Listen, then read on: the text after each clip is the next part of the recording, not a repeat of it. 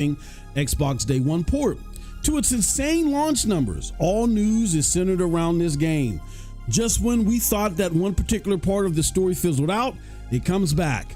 That story is Black Myth Wukong is secretly timed exclusive for PlayStation 5. Now, Paul Tassi of Forbes and IGN simultaneously reported this latest rumor. However, it has quickly been refuted. Other creators in the gaming space said that the rumors are wrong and are based on a quote-unquote misunderstanding. Now, Paul Tassi has tried to co-opt one of these possibilities given by the refuter, but doesn't that totally annihilate the steadfastness of his claims? Or is there more to this that Tassi and IGN are privy to that we just don't understand? We tackled all of this in the next installment of The Spill, our gaming hot topic video series. Hold on to your seats because we got a dang good show. Let's get into this one.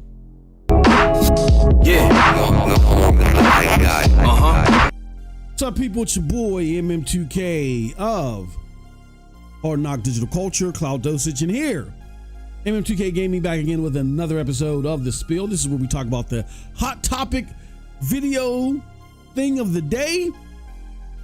Before we get into this one, though, do us a huge favor. Hit that like button.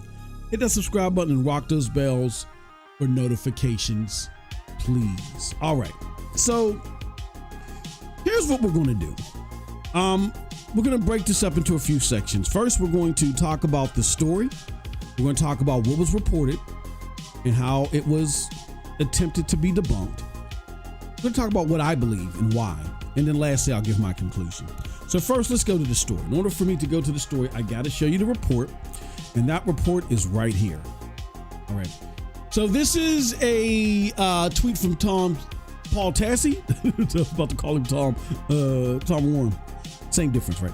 Paul Tassi says, a source with knowledge of the situation has told me that Black Myth Wukong is not currently on Xbox because of an exclusivity deal. It is not delayed because of any sort of technical issue. And he tries to back this up originally by saying, look, from the start, the statements from Game Science and Microsoft conflicted with each other. Game Science citing optimization when Microsoft cited deals with other platform holders. So he's actually trying to let credence to whatever he was informed of by whomever, that, hey, what Game Science says doesn't jive up with what Microsoft said, so something's fishy here, and he's putting the onus on Game Science being behind the fishy business. Like, we don't have Microsoft actually coordinating with journalists to do fishy stuff, right? We got plenty of examples. And if you're watching this as part of the bigger podcast, which is NRO Podcast episode 73, just stay tuned. I'll get into all those bigger examples later. But that is the story. Let me now show you how it's being debunked, right? And shout out to my brother J-Dub. Now, I love J-Dub. That's my bro, Broadband Bully. Shout out. But it pains me because my brother J-Dub, as much as I love him, he's a troll, right? He loves trolling Xbox and making fun of Xbox. He'll say anything to make Xbox look bad. But I've noticed that over the last few months, I've had to go to the trolls to get the accurate synopsis of what's going on. I had to go to the PlayStation trolls because a lot of my Xbox brethren, they are jumping out of the window for stuff that they emotionally want to be true. This is not a good sign of gaming discourse when I gotta go to the trolls to get the truth. But shout out to J-Dub. J-Dub put this out here that properly puts into perspective Paul Tassi's claim versus the claims of other people who have more seasoned patterns of accuracy behind them. All right, so here goes. He says, Paul Tassi's versus Jeff Grubb and others, battle of the trusted sources, who will win? So we got Paul Tassi's tweet that I just showed you. And then we got Jeff Grubb who says, no sunny money marketing deal keeping Black Myth off of Wukong. And then lastly, we got Special Nick, who says, it's not what I heard, in retweeting what Paul Tassi has to say. I heard there was a misunderstanding around this stuff. I heard Sony only paid to get the port done. No exclusivity, right? But Paul tries to go further, and I'll show you in a little bit where he tries to refute all this, or does he even try to refute all of it? I don't know. I don't know what you would call it, right? But yeah, so you have a lot of stuff going on here. That claim coming out, IGN actually backing it up too, what Paul Tassi said. But that's not a good group to have you back you up, having to back you up.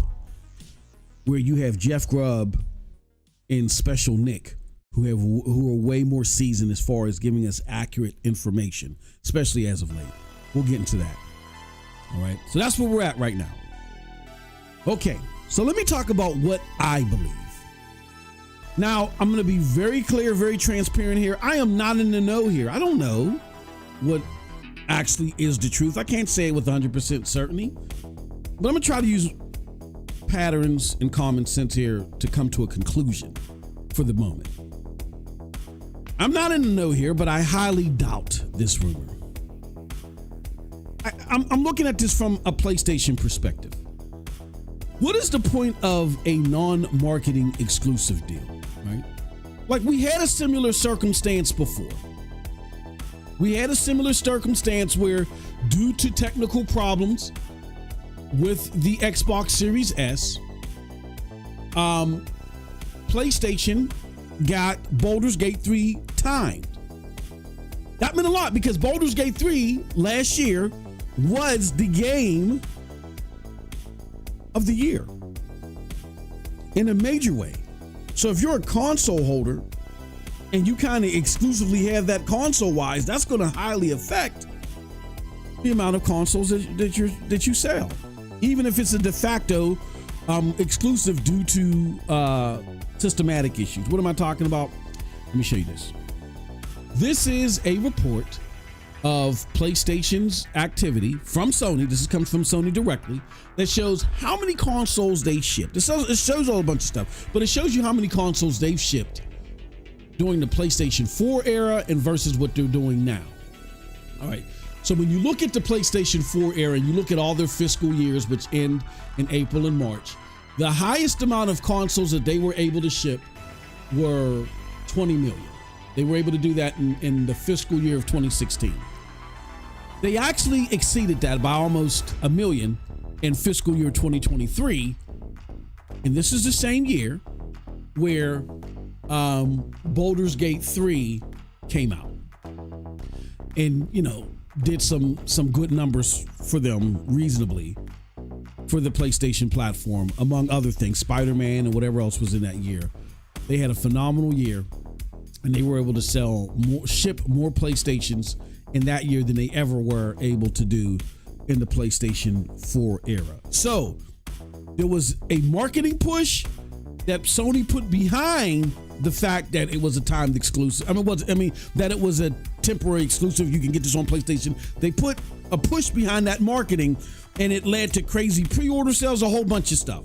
By Sony being active and vocal and letting it be known, you want to play this on console? Come here. It led to them selling more consoles than ever. In a year where PlayStation saw a big dip quarter to quarter, and they're dealing with margins and they want to sell more consoles, why wouldn't they run back that same successful strategy that had them sell more or ship more consoles than they ever have in the ultra successful PlayStation 4 era? So just using, again, common sense and business sense, it doesn't make any sense why they wouldn't say, oh, there's an exclusive going on, right? Doesn't make any sense. Why they wouldn't be behind it? Why they wouldn't push it? You didn't see such push this time around when it came to Black Myth Wukong. As a matter of fact, not only did you really not see that push in marketing or that participation in marketing, but these dudes put their first party exclusive. They launched it around the same time that this launched. Like, come on. Why wouldn't they? Again, this was like the most talked about game for 2024. Just like Baldur's Gate was like the talked about game of 2023. Why wouldn't they operate that same formula? Why wouldn't they? Okay. All right. So that's thing number one. that makes that rumor weird to me. Another reason why that rumor is just weird to me is when I look at the two sides, Jeff Grubb and Special Nick versus Paul Tassi and IGN. Simply put, I just trust Jeff Grubb and Special Nick more than the other two. Jeff, even recently, Jeff correctly predicted the PlayStation State of Play, the time frame that it was coming, amongst others. Special Nick has been right on content coming from Xbox going third party. In contrast, IGN and Paul just aren't that trustworthy. IGN, when the original rumors of the Black Myth Wukong rumorsville started happening, via something that some content creator had said, and check out our prior video on that to get more details on that.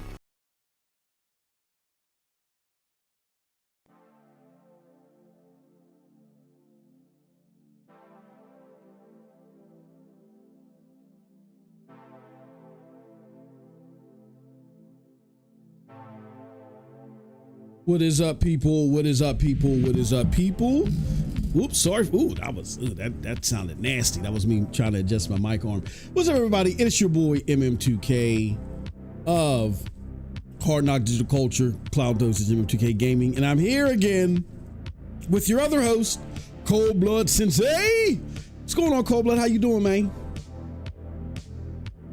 Good, man. But yeah, it's a holiday in the States, but I'm gonna get into that. That's not why we our schedule's kind of screwed up today. It's on me. I'll explain a little bit because we actually did our cooking out and stuff yesterday. But some things are gonna happen on the channel. We'll break that down. But before we get into all that, man, oh man, we have a show for you today. We're gonna be talking Digital Foundry. They put their 2 cents in on the Xbox Black Myth Wukong, and then our homies over at our homie Phil Spencer. He talks about how he is not he's not sweating the fact that he missed out on some like the whole exclusive front on Xbox sucks ass.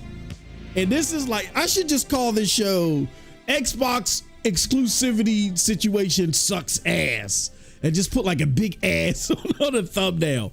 But before we get to all that, do us a huge favor, hit that like button, the subscribe button, get us to 10 likes so we can get the show started. But before we get into all that, Cold Blood, what you been, I know you're finally off night shift, bro. So yes, give Cold Blood a round of applause. He's finally done with the horde night shift.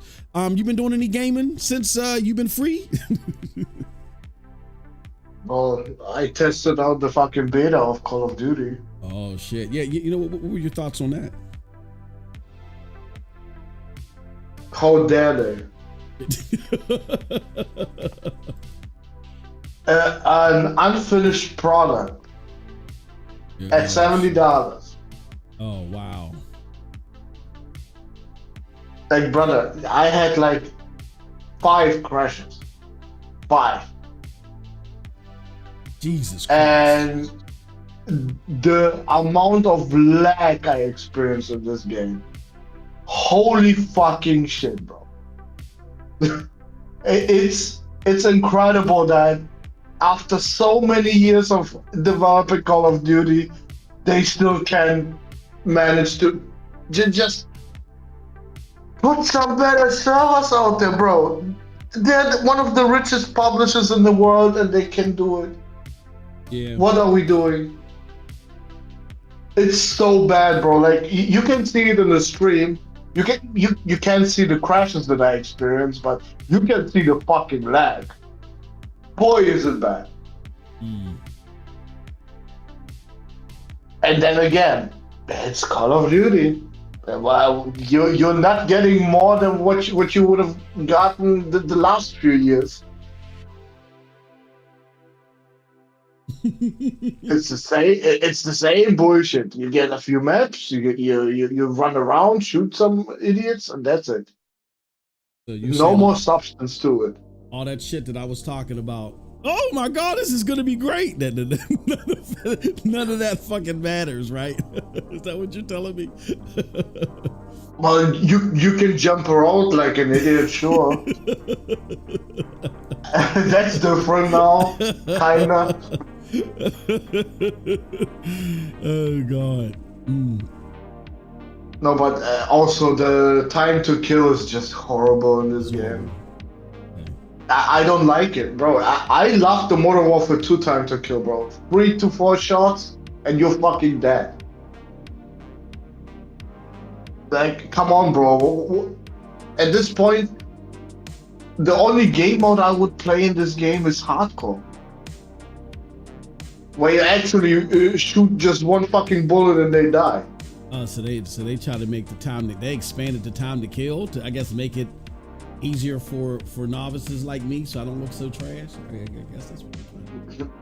Maybe. But I don't like it, bro. Like, you sometimes start shooting first, yeah, and someone else still has the fucking chance to turn around and fuck you up. Yeah. Okay. Like, nah, that is not how Call of Duty works, bro. I'm sorry, but this is some Halo shit, bro. Yeah. This is what we're the time. I mean, of course, not that long. It's not that long. No. But it's still significantly higher than I remember Call of Duty. You know? That's crazy. Crazy. Well, then thank you for that. I will not be trying to get a beta code. I don't give a damn. You don't need to. Next weekend is gonna be open. Yeah. Oh well. Yeah, I'm really once I found out. No, you can try it out. Yeah. Maybe you like it. No, I'm not even into it. I mean, I'm not saying you can't have fun with it. Yeah, you absolutely can. It's just at that price point, you would think they at least have the whole thing polished. And trust me, some dudes that saying, "Oh, it's just a beta, it's not the full release," they are fucking naive.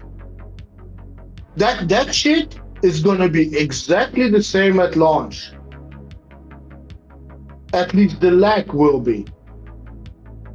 Because they still didn't fix it since fucking Modern Warfare 2019. The servers are just crapping on themselves.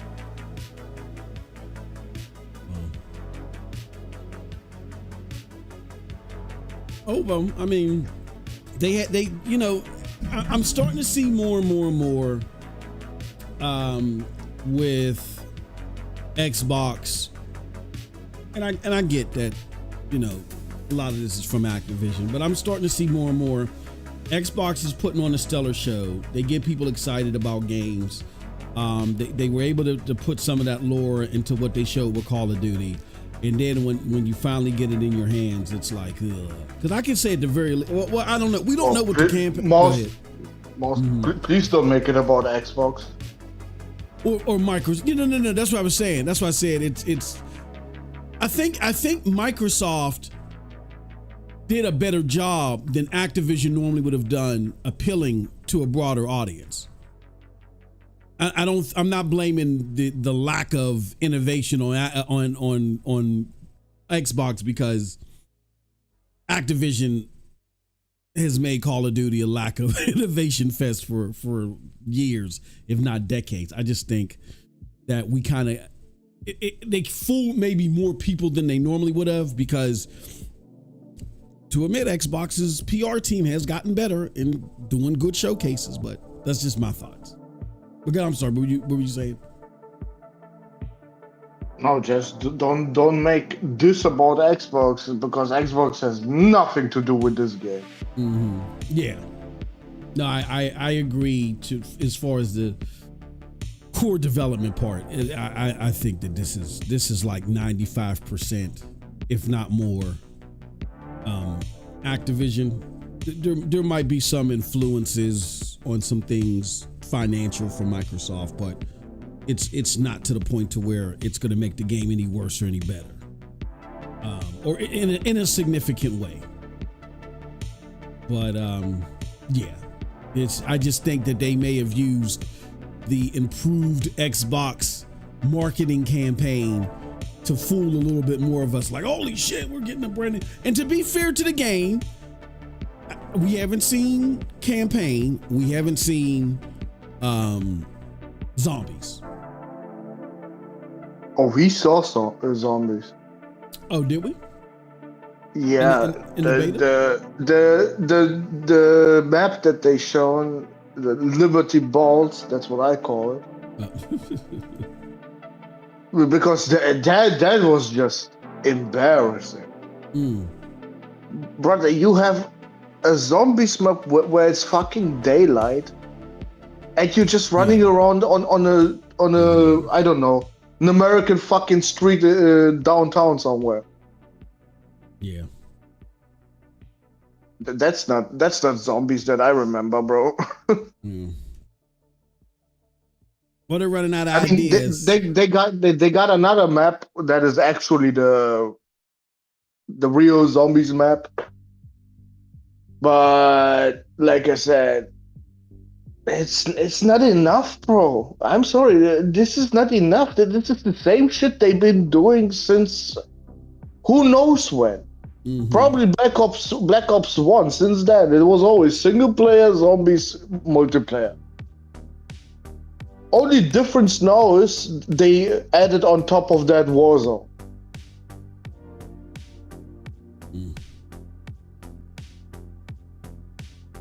I mean, for me, there's just not enough changed with Call of Duty to say it's worth the $70 at launch. It's all just fucking DLC.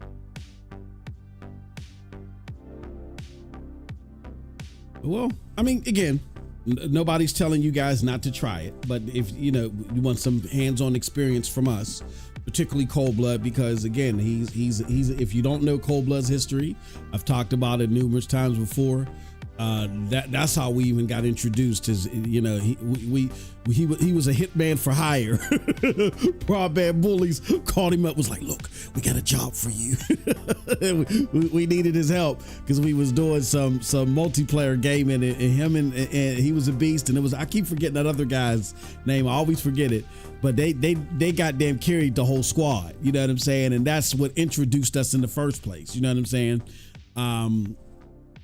And the rest is history. So yeah, if you want somebody that is a pro at these type of games, and some, you know what I mean, then you're getting a synopsis from him, you know.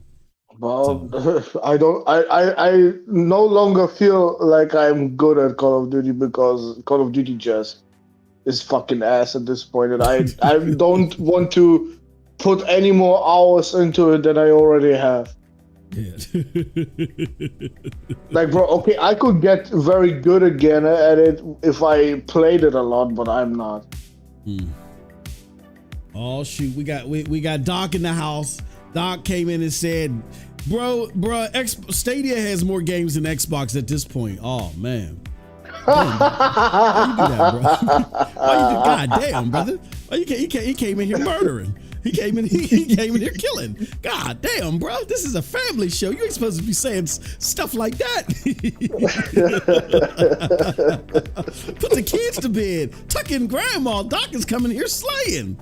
He's out of control. Look, man. We're going to talk about that part too. Shout out to Doc. The thing is, man, and Doc, I always put you on the spotlight, right? The thing is that Doc's journey through gaming right now, I sit back and I watch. It's like me looking at a crystal ball of my journey through gaming. He's taking the exact same paces. Where ultimately he may not like it, but he's gonna be back here on the PlayStation side. I'm sorry, he's gonna be here. The thing is that, and again, we're not saying PlayStation is perfect. We spent an hour Friday beating the shit out of Concord as it should be, and as Cold Blood always says, fuck around, find out. and they're finding out. And I think there's more on top of what we talked about Friday, like them just like throwing Concord out there and like, fuck, now we're stuck with this because we panicked. But PlayStation's not perfect. But man, oh man, oh man. Like let me show you guys something real quick. And this is where, and I know people like the homie Doc be like, oh Moss, you're a pony. You're a pony. No, it's you after doing this for so many years, you start realizing that now too many in the Xbox community are reacting off of emotions. And the sad part about it, Doc, is the only way for me to get any legitimate counterbalance to the Xbox community emotions is, unfortunately, I gotta go to the PlayStation trolls.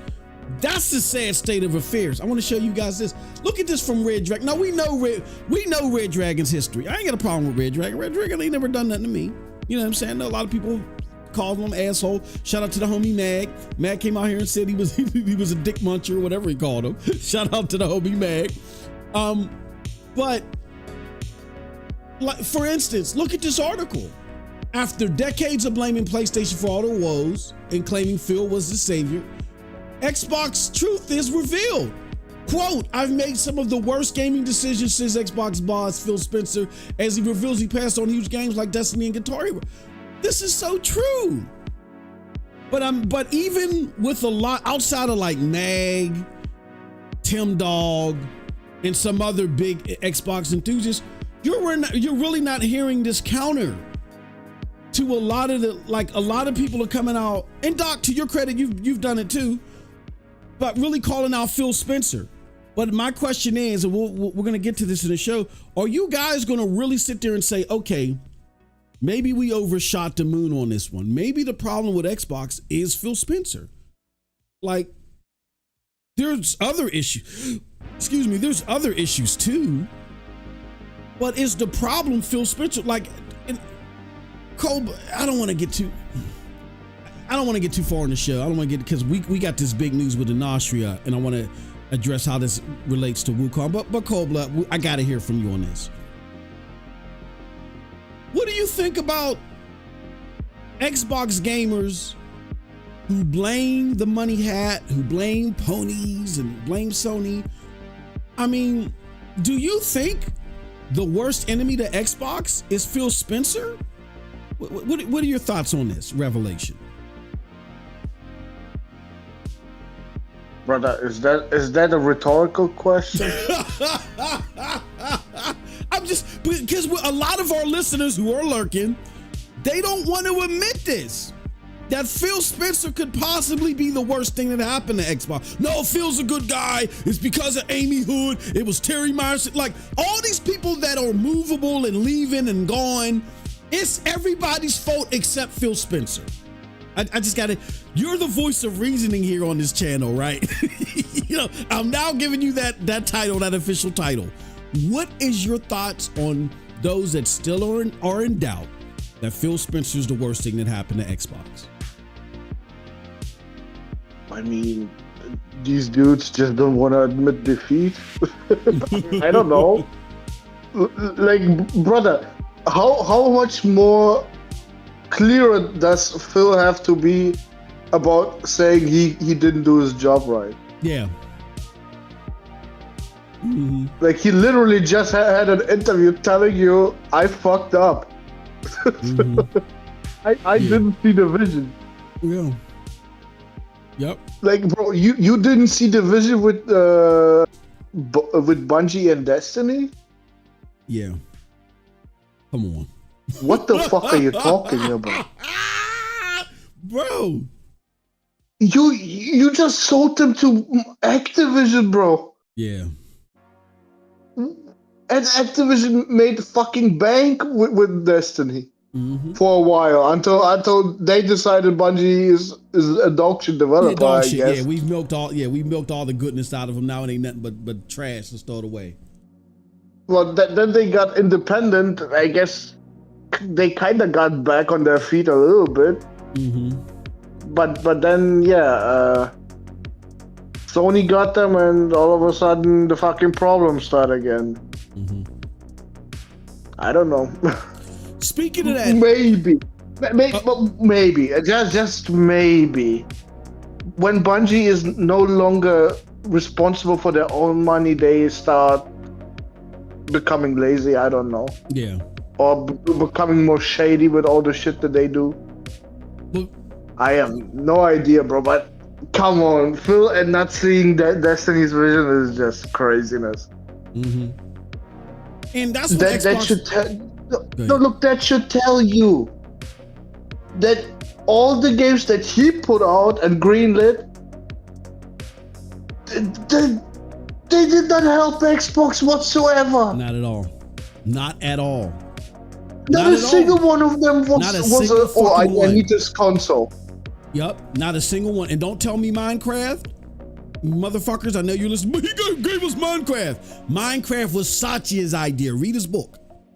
But I'm sorry, go ahead and continue, Cold Blood. But I if someone told me Minecraft, I would run against the fucking wall. Like, what? Mm-hmm. Yeah, okay, they got Minecraft, though. It is now all of a sudden the Xbox exploding in sales? Yeah, exactly. Yeah. No, it's not. Mm-hmm. What happened most likely is, Mojang had more budget all of a sudden than they needed, really. Yeah. And what did they do with it? Well, put it on everything under the sun, bro. Minecraft. It's selling better on the PS4. That's what Xbox wants. Exactly. So. Exactly. There you have it. Exactly. It sells better on the rival console than it does on your own fucking hardware. Minecraft is like the humans in the Matrix series. Like, after being purchased, they're just used as fuel. Like, Xbox has done nothing to Minecraft to make it better. They've given them, like Cold Blood said, more budget to do more things, but whenever they've tried to expand on the brand, look how that's done. It's trash. That right there, if you can't take Minecraft, for crying out loud, and make Minecraft better, if you can't make Minecraft better, how the fuck why would I trust you with AAA game? These are the type of questions that should have been asked years ago, that we were asking on this channel. And nobody wanted to own up to. And I think what we're seeing here with Phil Spencer is, I got some of the worst game decisions. I've made some of the worst game choice decisions. This is Phil, I think, earlier when he was trying to play a game and trying to control leak shit out. I think this is Amy and this is Satya catching wind of that and say, no, motherfucker, go down on the sword. The first part was him coming out at Gamescom Day 2 and saying, look, this is a business. And, you know, we got to do business things, in so many words. That doesn't sound like the atypical Phil Spencer doublespeak. That sounds like, and that's why look at his fucking face. It looks like he swallowed a gallon. He swallowed a brown paper bag of razor blades and chugged it down with some alcohol. Look at his fucking face. He just sat there, looked like he was in so much internal pain until it was time for him to say his part. He livened up a little bit, and then he went back to looking like Oscar the Grouch from Sesame Street. That's because he had something to say, corporate written, and he said it. Because Amy and Satya, they're not playing games with him anymore. So they caught wind of maybe the slow leaks. He's now can't do the Phil doublespeak, and he can't make Microsoft look bad anymore. He's got to own up to it. And part two, and this sounds like part two. Yeah, I'm going to come out here and I'm going to explain to you why we are where we are. Take it from someone who's been doing this for 25 plus years. And you got to sit on, you got to fall on that sword. That's what he's doing right now. Yeah, I fucked up, and this is why we are where we are. Because no matter what you think about Terry Myerson, no matter what you say about Satya Nadella, no matter what you say about Amy Hood or anybody, If Phil properly executes on the things that he's supposed to do, we're not here. Maybe you do get Call of Duty exclusive to Xbox. Maybe you do. Maybe you don't. But it's not this bad. Why? Because I'll just take out one vertical slice and then we'll move on. We'll talk about this more later. The thing that I felt that made the Call of Duty thing so bad, and I'll keep reminding you guys about this, you gotta stop having memory lapses that only grab the first 5 minutes of things that are happening around you. Gotta stop having short-term memory. The Call of Duty thing only becomes an issue for Microsoft on what exactly they wanted to do because of cloud gaming. It forced them to make Call of Duty for the streets, 10-year deals for everybody. That only becomes a thing because of what? Bethesda. How is that? When nobody cared about Bethesda, nobody challenged it, Phil had a decision to make. He had full freedom. He had autonomous freedom to do what he wanted. He could have either followed the corporate line and just keep fucking Bethesda multiplat. Keep it multiplat for a few years, and then as by the time Elder Scrolls 6 come out, then you pull the reins back on the motherfucker. He could have done that. That's what Tim Stewart and them wanted him to do. No, I gotta continue to placate and keep up this facade to the Xbox community that we actually, under my leadership, I know what to do with the console war. So we're gonna stick it to those ponies. Like Tim Dog told you, he's fully embedded into the console wars, even against better judgment.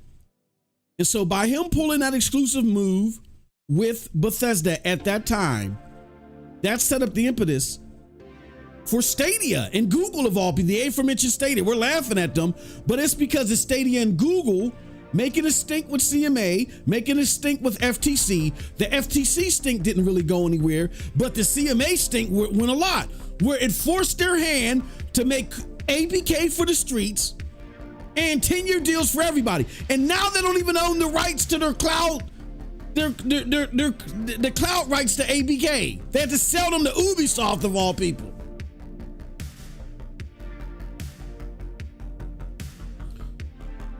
You don't have this situation unless you have Phil Spencer, who had full reign, who was, when they fully trusted him to make a decision, and he made I feel like the worst decision for Xbox. Now, granted, could Satya and Amy have looked at ABK and said, you know what, this is selling gangbusters on PlayStation, let's not yank this yet?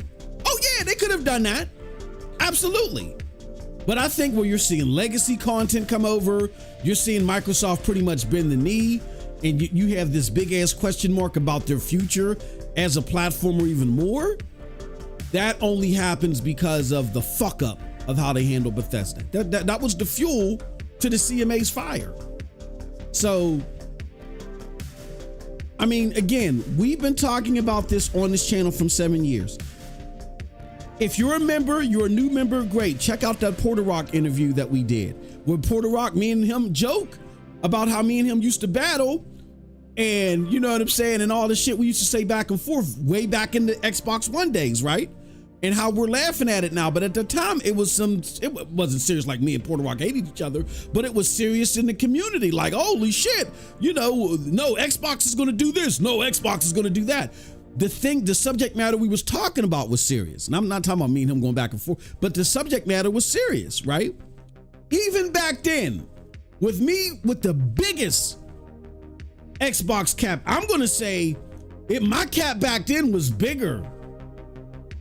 I'm not saying, not the attention that I got, the cap, the shit I was saying was more Xbox fanboyish than even Colt Eastwood back then. There's things that Colt Eastwood and D wouldn't even touch that I was trying. Prime example, when the motherfuckers pirated the PlayStation 4, and I was like, oh, this is the end of the PlayStation 4. The pirate They've learned how to pirate the PlayStation 4 games. It's over. D-Batch, hit me up. Was like, look, man, look. I know, I've tried some grimy shit.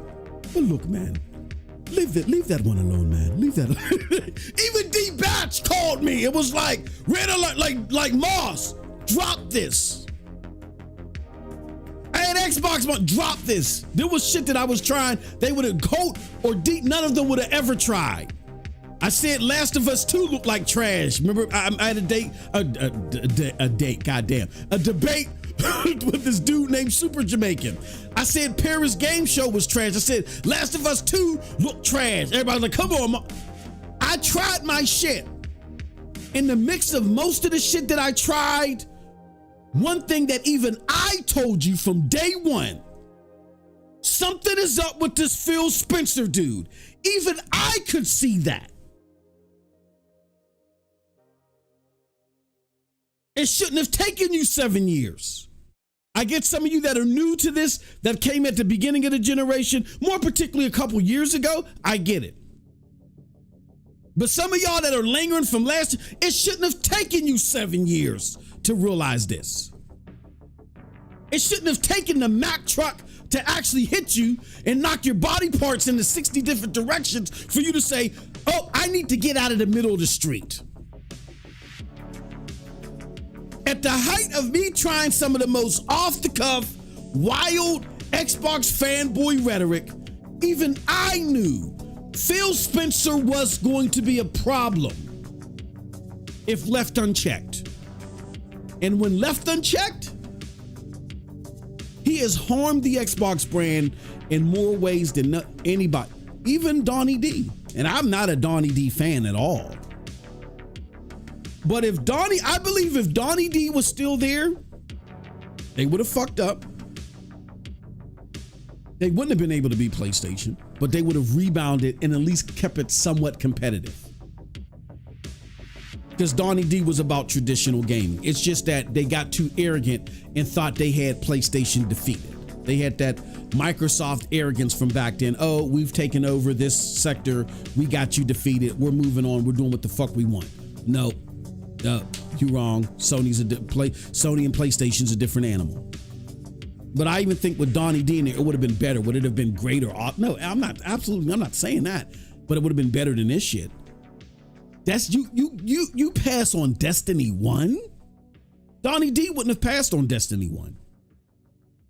And in a time where Xbox was at its lowest because of what was going on, Destiny 1 could have saved the fucking a lot of the embarrassment. A lot of that embarrassment was 900p, 60 frames per second in power, right? That was a lot of the angles that were being run geniusly by PlayStation because that was never their angles before. But you kill a lot of that with, okay, Xbox's exclusives are mid. PlayStation doesn't have any exclusives right now. I mean, yeah, your third party games, yeah, it might have better grass or whatever, but these motherfuckers got Destiny. And that's the biggest thing out right now, and you don't. Not saying it would have fixed everything, but that could have been something else that would have held them competitive to a respectable degree.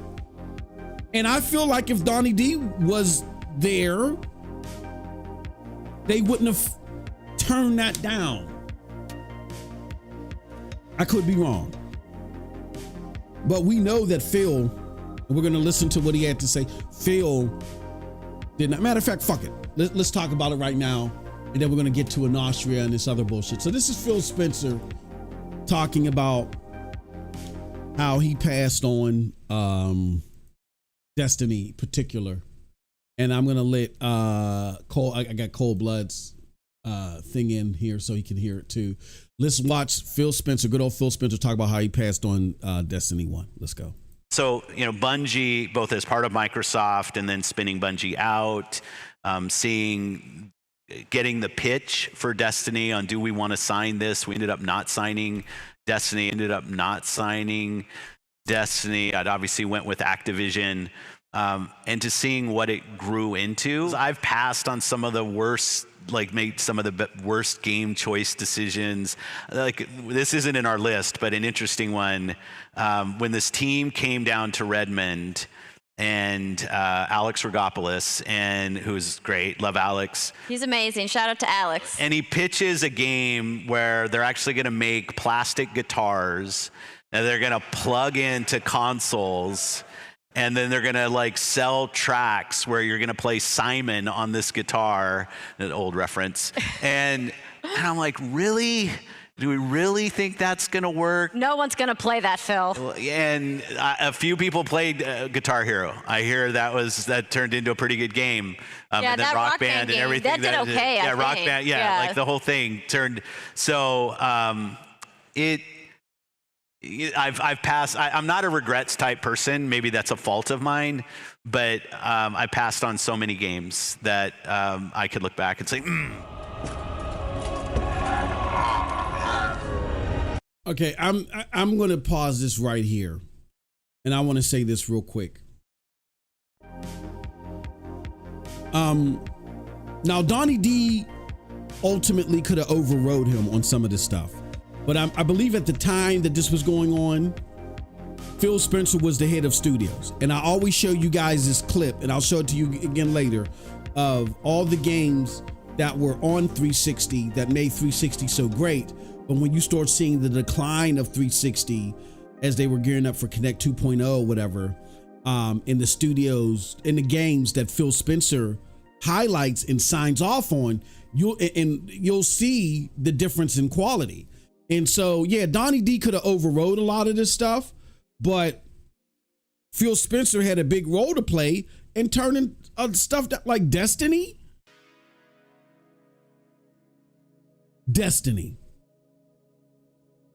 But we got Rise, Son of Rome. Well, Moss, now that you know he did that, just imagine how much irreparable damage he and Matt Booty did the whole generation. Oh, yeah. Absolutely. How many games that we never saw that might have been the fucking greatest games of all time? Exactly. Just because they have no fucking idea what they're doing. Exactly. Yep. There's, like, for instance, and I know it's not your favorite game, Cold Blood, but BioShock. BioShock pitched to a lot of people. At the time, PlayStation wasn't interested because that wasn't their focus. But Bill Gates and Steve Ballmer gave it a chance. They said, this is the avenue of games that we feel like can boost up our console. And the rest is fucking history. BioShock was huge for Xbox. But to Cold Blood's point, there could be games to where PlayStation was like, look, we've already delved out our money and we already got our budget covered. We already got a lot of great games. Sorry, kiddo, we can't help you, right? But then they could have went to Microsoft, and Microsoft could have bid on the opportunity. But Phil Spencer and Matt Booty would have passed on them. So there's a lot of potential great games that could have been out there that never came to fruition. Like if Matt Booty and Phil Spencer were around when BioShock was there, and they're like, no, we don't like this. We don't like it. Then you don't get a BioShock. That's what we're trying to tell you. It's that their decisions and their choices are so egregious. Cold Blood is illustrating for you. You don't know what they could have passed up on that never came to existence because of their poor eye for quality. We don't even know the damage that's happened. Twisted Bungie says MM2K Gaming. Bungie walked out on Sony's stage back in 2013 when Sony announced the PlayStation 4 back in February of that year. Yeah, so when Xbox refused the exclusivity, PlayStation said, we're not going to do exclusivity, but we'll do a marketing. And that was huge. That was just huge in the basket of things for PlayStation. Because you got to remember, PlayStation was still trying to rebound from the PlayStation 3 era. So maybe they didn't want to put all their baskets in an exclusivity deal for Destiny with Bungie. But Microsoft could have definitely done it. Remember, their purpose was to destroy PlayStation. That's what they wanted to do. It's the only reason why Xbox is around, really. They wanted to destroy PlayStation, or at the very least destroy any hopes of them taking over the living room.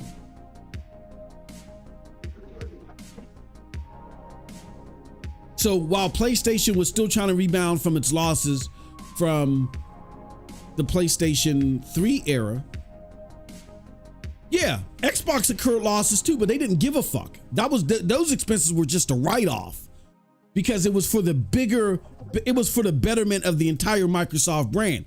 Keep Sony out of the living room, and it's worth the $10 billion that we spent, because we're making so much more in Microsoft products, and Microsoft is about owning your living room. So yeah, did we destroy 10 billion? Did we blow 10 billion? Fucking worth it. Now we ain't got to worry about Sony. So basically it was just they paid a $10 billion hit on Sony. It was worth it. So they had the money to further secure that hit. If they would have spent a little bit more for Destiny, come on now. But wait, was Sony even that much worth back there? Would you say, was Sony that much worth spending all that money? No, back then, if they were even worth that much, how much they spent on the Xbox? To Microsoft, yeah, and I understand. To Microsoft, it was like Sony with the PlayStation 3. Sony was a big threat. If that would have. If the PlayStation 3, because really here's what the PlayStation 3 was, and ironically, Cold Blood and I was talking about this off air. The PlayStation 3 was supposed to be the first hybrid console/computer. Like they were beating Xbox to that. And had the PlayStation 3, that's the way Sony really wanted you to look at the PlayStation 3. Yes, you were going to pay a whole bunch of money on the front end, but because of the power, quote unquote, of the cell processor and the computing power and the operating system and just what it was capable of doing, media server, all that shit.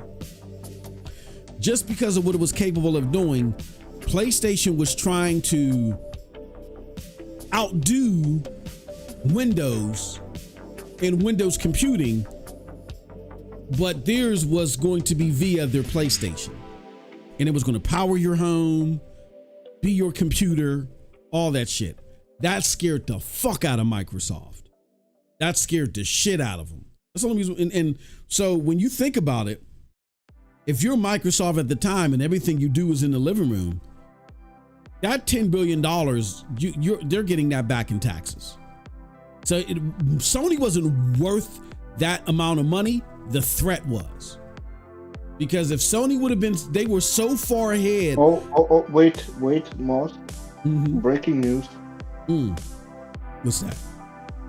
The Enotria account literally told Jamie's act what the fuck happened with Xbox. Yeah, I got that. Yep, I got it. That's going to be part of the show where they explain problems with talking to the devs and how long it took them to respond. You talking about that? I got that right here. What? Yep.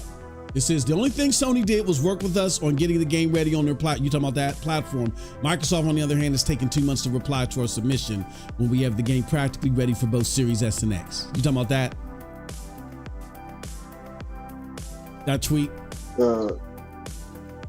I sent you what I mean. Yeah, yep, that's it. Yep, that's the same tweet. Yep. Yeah, no, I got that queued up, brother. I had that queued up.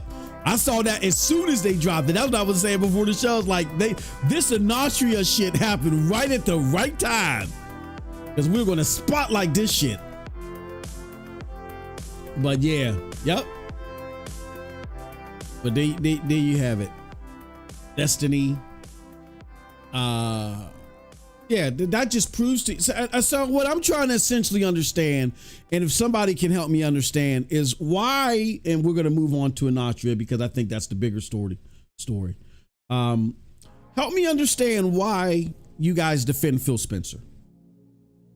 What is a logical defense of Phil Spencer? Anybody? I'll highlight it. if you have a logical defense of Phil Spencer at MM2K Gaming News, I know, you get priority, members get, but everybody just put at MM2K Gaming News, and member or not, we'll highlight whatever your response is. I want to read all defenses of Phil Spencer. What defense of Phil Spencer is? Did he save Xbox? Did he really save Xbox, or did he allow for Xbox to continue this facade that Satya Nadella can compete against Sony? I mean, I felt like that if there were avenues for Xbox to still compete with Sony, could they beat Sony? Who knows? I mean, we got to keep it real. As great as the 360 was and how much I loved it, globally, PlayStation is a powerhouse. And I don't think, in order for Xbox to even compete with Sony, they have to significantly outsell Sony in the States. I don't know if that happens under a Satya Nadella who doesn't give a fuck about the living room anymore.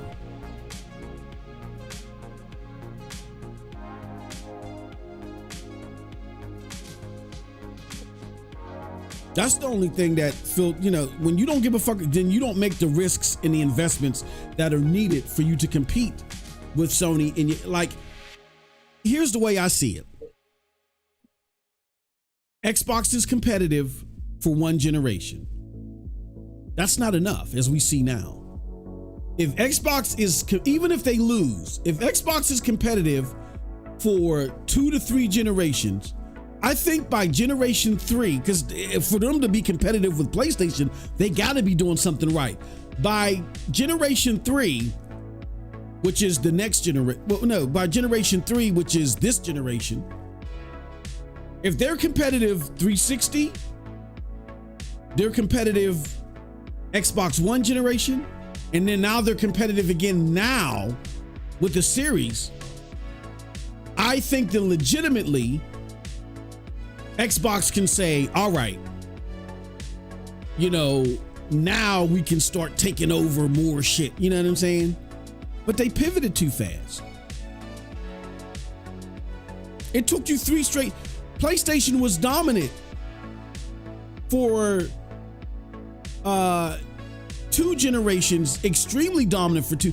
It would take you to be competitive for 3 straight generations in order for you to be looked at as a powerhouse, standalone powerhouse next to PlayStation, for you to try to pivot anywhere. You had 2 more consecutive generations to go. I can see halfway through your 3rd generation of being running neck and neck with them, then you saying, okay, now we're going to power through the cloud and we're going to do, technology would be, there in your favor. You would have significantly hamstrung PlayStation's ability to make money, because as we can see, in order for PlayStation to be profitable here, they got to dominate. We've seen what someone being competitive to them does. So they got to dominate for them. And then I can see you going for the knockout blow, the 3rd generation.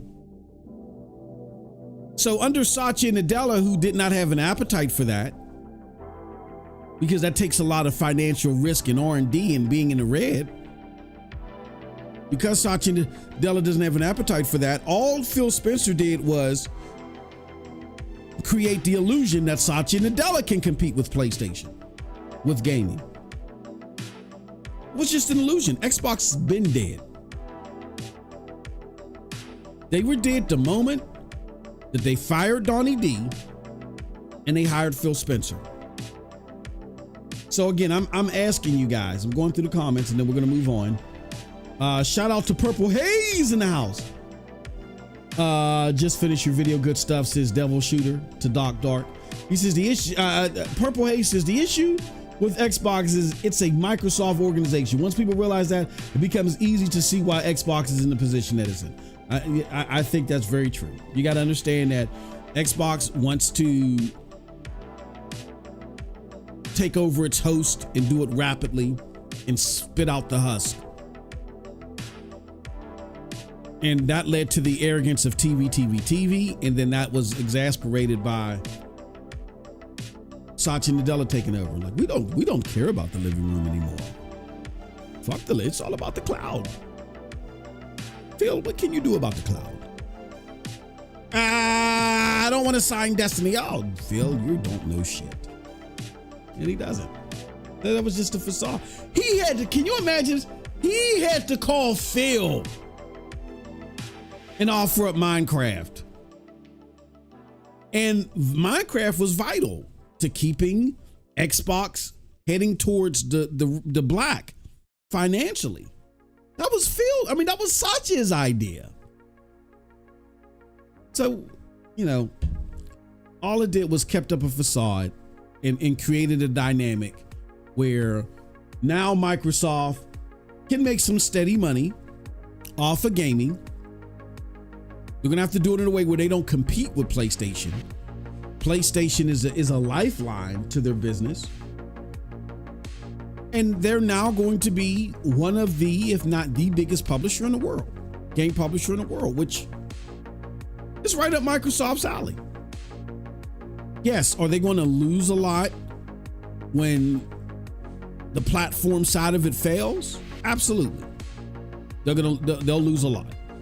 That is unless they can keep the Leviathan. I think that's the only thing that sells on Xbox, or the DLC packs for Fortnite and Roblox and all. If they can keep the Leviathan games intact through their Windows Store, right? They sell you a cheap box to stream the Windows Store stuff to, or they work with third-party people to fund that and license their ability to use the Xbox. If they can do that and just basically, for the most part, be a third-party publisher, okay, it'll be a revenue-driven venture into gaming. But uptick, but really little loss. Is it going to be one on the as much of a juggernaut in gaming as PlayStation? No, because PlayStation, because what's bigger for a game company is you selling a marketplace. When you have a marketplace to sell, you do better than a publisher. Like, for instance, Steam. We chuckle at Steam and be like, why are all these PC master race people in the console war? Because Steam doesn't make that much more money than Nintendo. You know what I'm saying? Like, they make nowhere near the amount of PlayStation. So what are they talking about? Like, they're not even in this discussion. But Steam makes more than the biggest publisher when you just look at the games that they publish alone.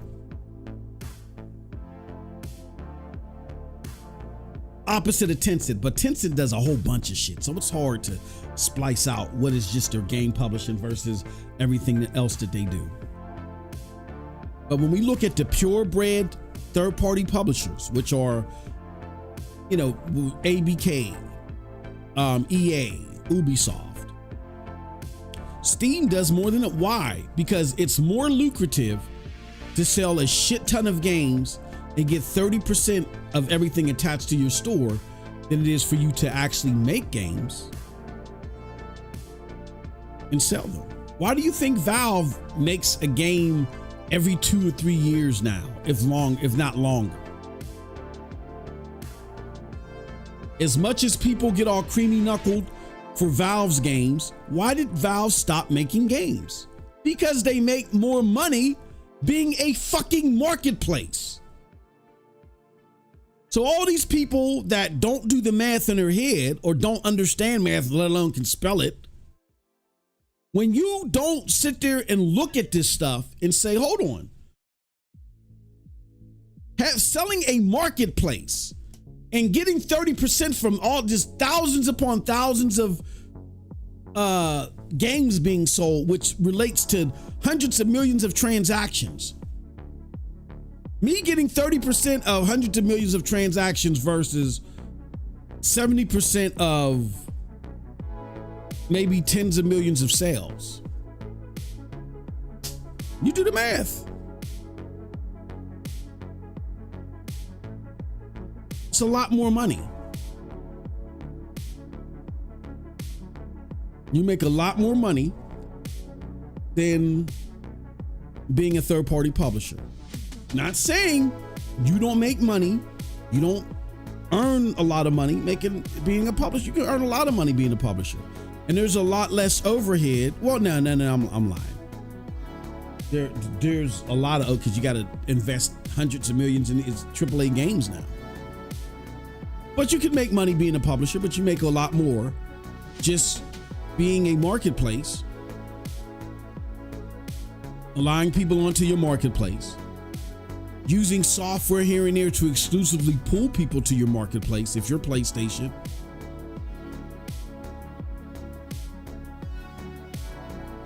or Nintendo, you make significantly more money. So that's that. Shout out to the 64 in chat right now. But yeah, Xbox in no shape, form, or fashion, I don't think is any better off as the Xbox you expected under Phil Spencer. All Phil Spencer did was created the illusion that Satya and Nadella's Microsoft can compete with Sony. That's all it did. There's no saving of Xbox that happened. There was a saving of that illusion. And everything that we've just pointed out proves to that, including Phil's own words. This is a shame. I got to go to the trolls to get some balancing analysis outside of the Xbox emotion echo chamber. Quote, I've made some of the worst gaming decisions. Yes, you have. And we will add to that. Your game decisions were not just worse for you to like, oh, in retrospect, but days are brighter. No, you've made some of the worst game decisions. And you've done it to the behest of the future of Xbox as a platform. And the behest of Xbox as a marketplace. Xbox has a lot of potential as a third-party publisher. And if you want to become a fanboy or fangirl of a third-party publisher, go ahead, knock yourself out. I mean, there are fans of Activision that go to BlizzCon or whatever. They're fans of Bethesda that went to their game shows, but now they're part of Microsoft. Ubisoft fan, but whatever. But you guys trying to discredit PlayStation in the sake of Xbox, the third-party publisher, when PlayStation is essentially the lifeline of Xbox now. Kind of absurd. How is it the lifeline of it? Because PlayStation fuels Call of Duty. PlayStation fuels ABK. It's too vital to ABK. And ABK right now is what's keeping Xbox from the brink of death. There's no denying it. If anybody denies that, then you're, I don't know what to tell you. Those numbers from Microsoft, if they were to continue fiscal quarter after fiscal quarter after fiscal quarter, and there's no ABK there, shit out of luck.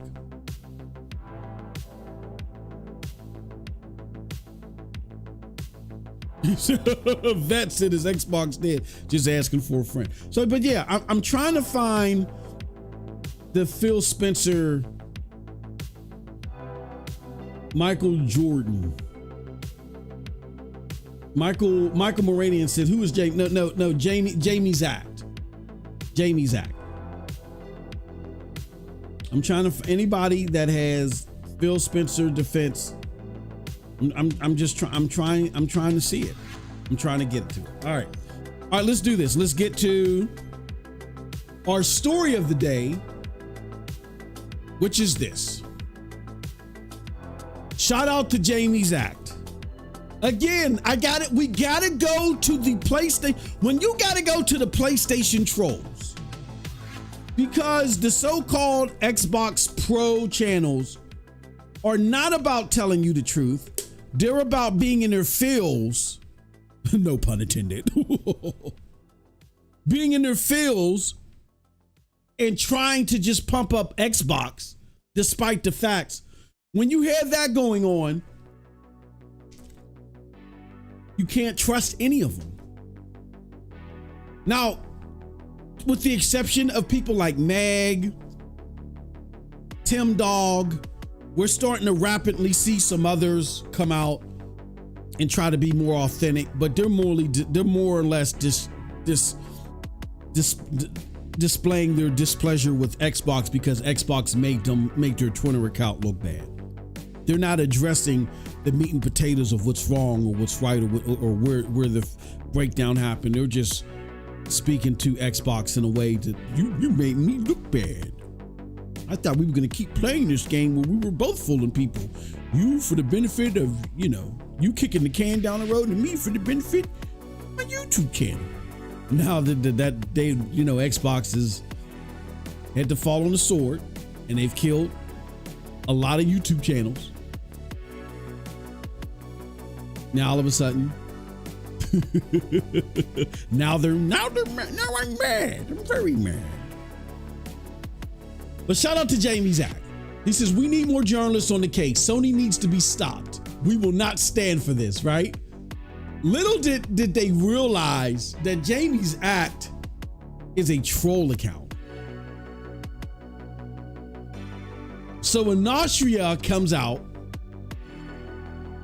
and says, the only thing Sony did was work with us on getting the game ready on their platform. Microsoft, on the other hand, is taking 2 months to reply to our submissions when the game practically is ready for both Series S and X.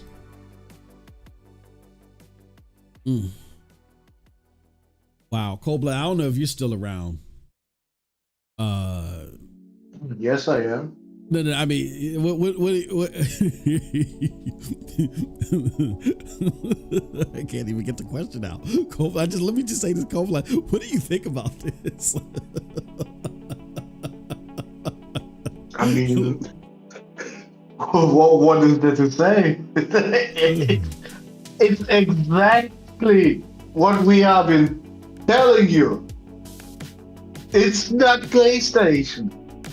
Absolutely not. PlayStation tries everything in their power so these fucking games release on their system. Xbox, on the other hand, if they don't see you as a big success game, they will not even try to put a finger to it. This is what happens when you motherfuckers don't buy games. That's easy. You don't buy games, Xbox doesn't give a shit.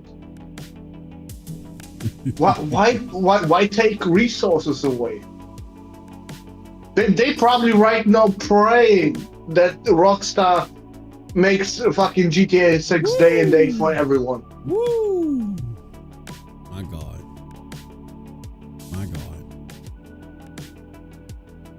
And trust me, that is the only game where they will answer them immediately.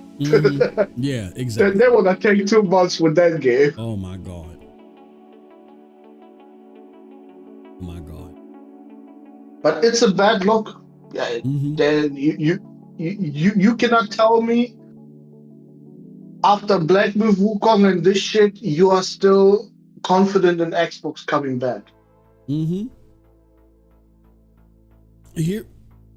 Here's what if I'm Xbox, here's what I'm doing, because I see this happening from Rockstar. Strauss Zelnick, who can come off like an asshole, but he's just telling you how it is. Strauss, doesn't give a fuck what the industry thinks or what the industry trends are. Like we saw that Rockstar, in favor of Xbox, went and actually took the time to spec out the Xbox One X, and they really made the box shine there, and Red Dead Redemption 2 looked great on the Xbox One X, right? When everybody else was like, it's not worth it. But Cold Blood, I think this time it's going to be the reverse. I think Rockstar is going to say to Xbox, we're going to make an S version, but we don't want any parity at all. Like, whatever our S version is, it's going to be the S version. We really want to make a decent version for the X, and you better let us. We want no parity. Not gonna happen. Not gonna happen. As long as the X is 75% of all the Xboxes out there, not gonna happen. I don't know. I mean, I think they're going to. I don't think they're good. I don't think. Or you think as long you don't think Microsoft would agree to that? No, they're gonna tell them you better make it happen. If they give demands to Rockstar under this guy, that's ahead of take. Oh, well then. Yeah, I mean they have no choice because most of the fucking customer base is Series S. But I'm thinking things. And if they say we have to delay the Series S version for a longer time, Xbox probably not going to agree to that. Mm-hmm. Well, here's what I'm thinking. Because if I'm Xbox, I'm shitting in my trousers right now. And this may sound crazy, but I'm just looking ahead. Rockstar does not give a fuck. I think they'll launch a Series S version, but I think it's going to be I got a theory on this. Mm-hmm. Next year, we're gonna hear from Rockstar, or the game is in good shape and everything. Yep. But we need more time. Okay. But it's gonna be everyone, not just Xbox. It's gonna be everyone. I believe. Yeah, I don't think it's coming. I very doubt 2025. I really do. And people that are making moves out of 2025 for this, I think they're going to be pissed. They're going to be pissed. I agree with you. I don't think it's going to be 2025. No, they will not tell you the reason why, but exactly. We know the reasons. Yeah. But here's what I'm going to say. This is my theory.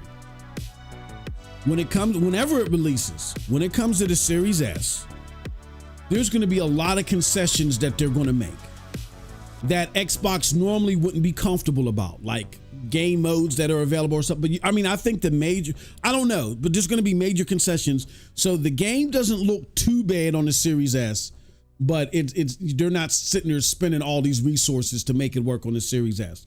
The game is going to launch, but it's going to be compromised in a serious way. And if I'm Xbox, I am in no position to push back too hard. I think what you do, especially if a PlayStation 5 Pro comes out and it's significantly better, because the pisser is what people are, saying it's cracked up to be. The best thing Microsoft can do, so this isn't a total disaster, is say, look, reduce that price of the Series X, reduce it significantly, and do like a reasonable trade-in program for Grand Theft Auto. I mean, do a reasonable trade-in program. Partner with a GameStop or somebody to where if you buy a Series X in Grand Theft Auto and you trade in your Series S, you get an extra $75 or something like that. Because the revenue, the finances that are tied to Grand Theft, seriously, I don't think we realize that the money made from Grand Theft Auto is higher than the GDP of most third world countries out here. Like the economy behind Grand Theft Auto is bigger than a lot of third world countries. Like that money that is going to fuel any platform that has Grand Theft Auto is huge. And you don't want to be that platform that misses out on that. And not just Xbox, but Microsoft either, because here's the thing. It's not coming to PC day and date. We don't know when it's coming to PC, let alone Steam and the Microsoft Store. Rockstar has its own player. So we don't know when it's coming to Microsoft. So that's just my theory, is that this doesn't become a disaster and you miss out on the economy that is going to be created by Grand Theft Auto 6. If they come to you with heavy compromises that's going to make you nervous, then you got to say, okay, fuck it. Fine. And for anybody that's worried about this, that want to upgrade to the Series X, let them upgrade. We are going to heavily discount the Series X, and we're going to partner with GameStop or whatever. We're going to partner with retailers around the world to where if you want to trade in your Series S for a Series X, we're going to give you substantial credit towards it. Because man, oh man, if shit like this keeps happening and developers say, you know what?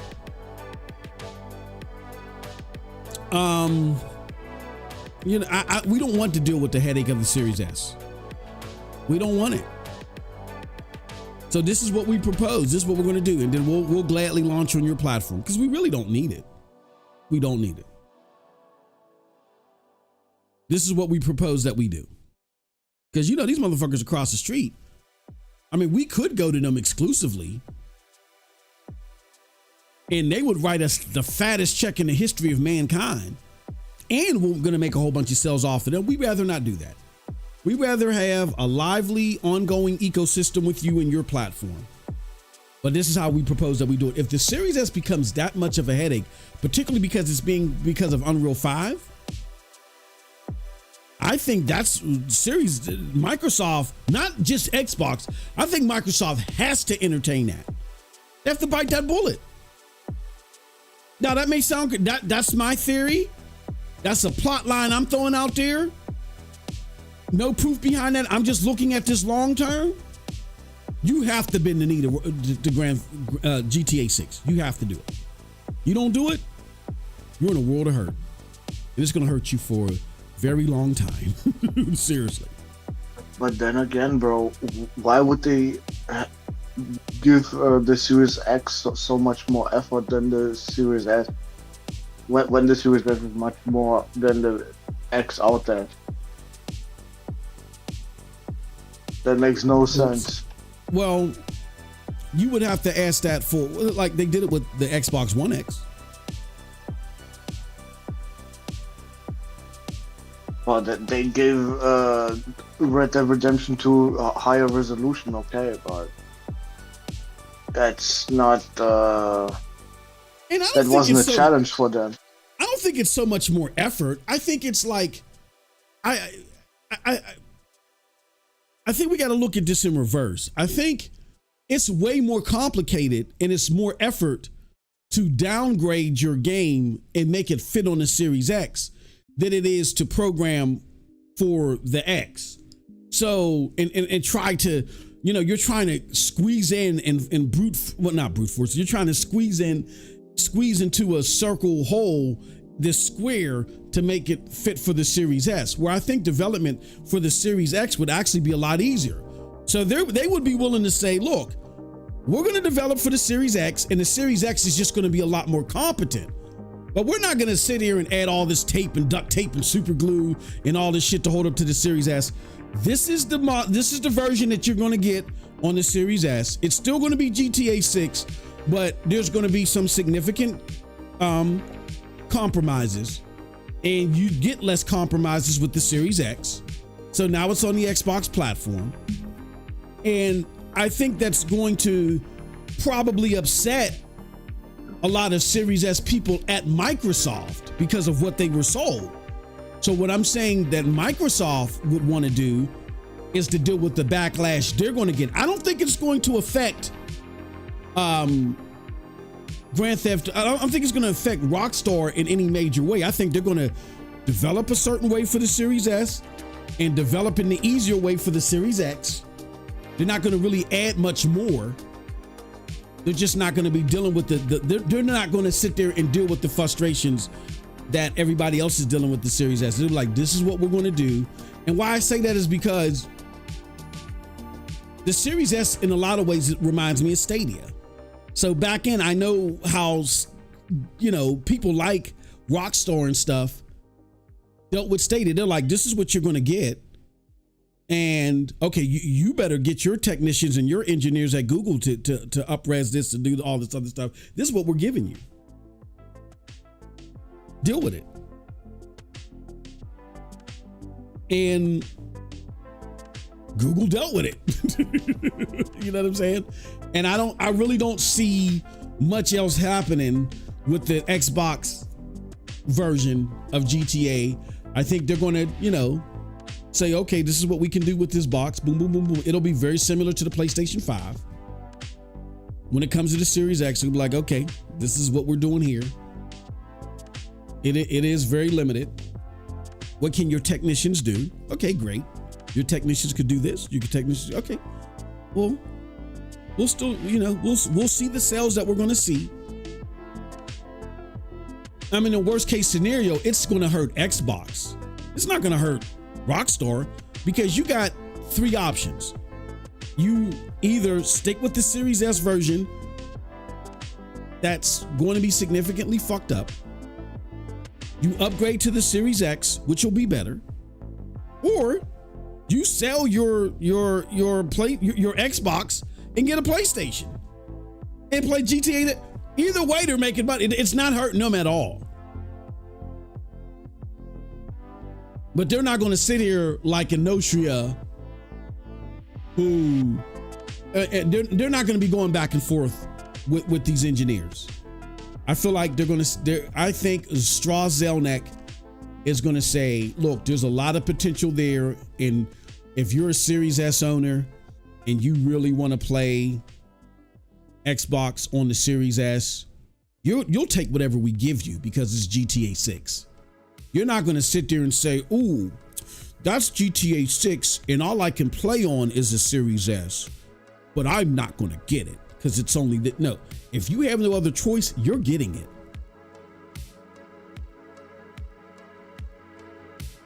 If you have a choice, you're going to exercise your choice, but you're still getting it. No, in no shape, form, or fashion does anybody say, unless they do something crazy like it's only 5 frames per second and it's in 230p. I'm not saying it's going to be that bad, but you're going to see some compromises. You're going to see some compromises.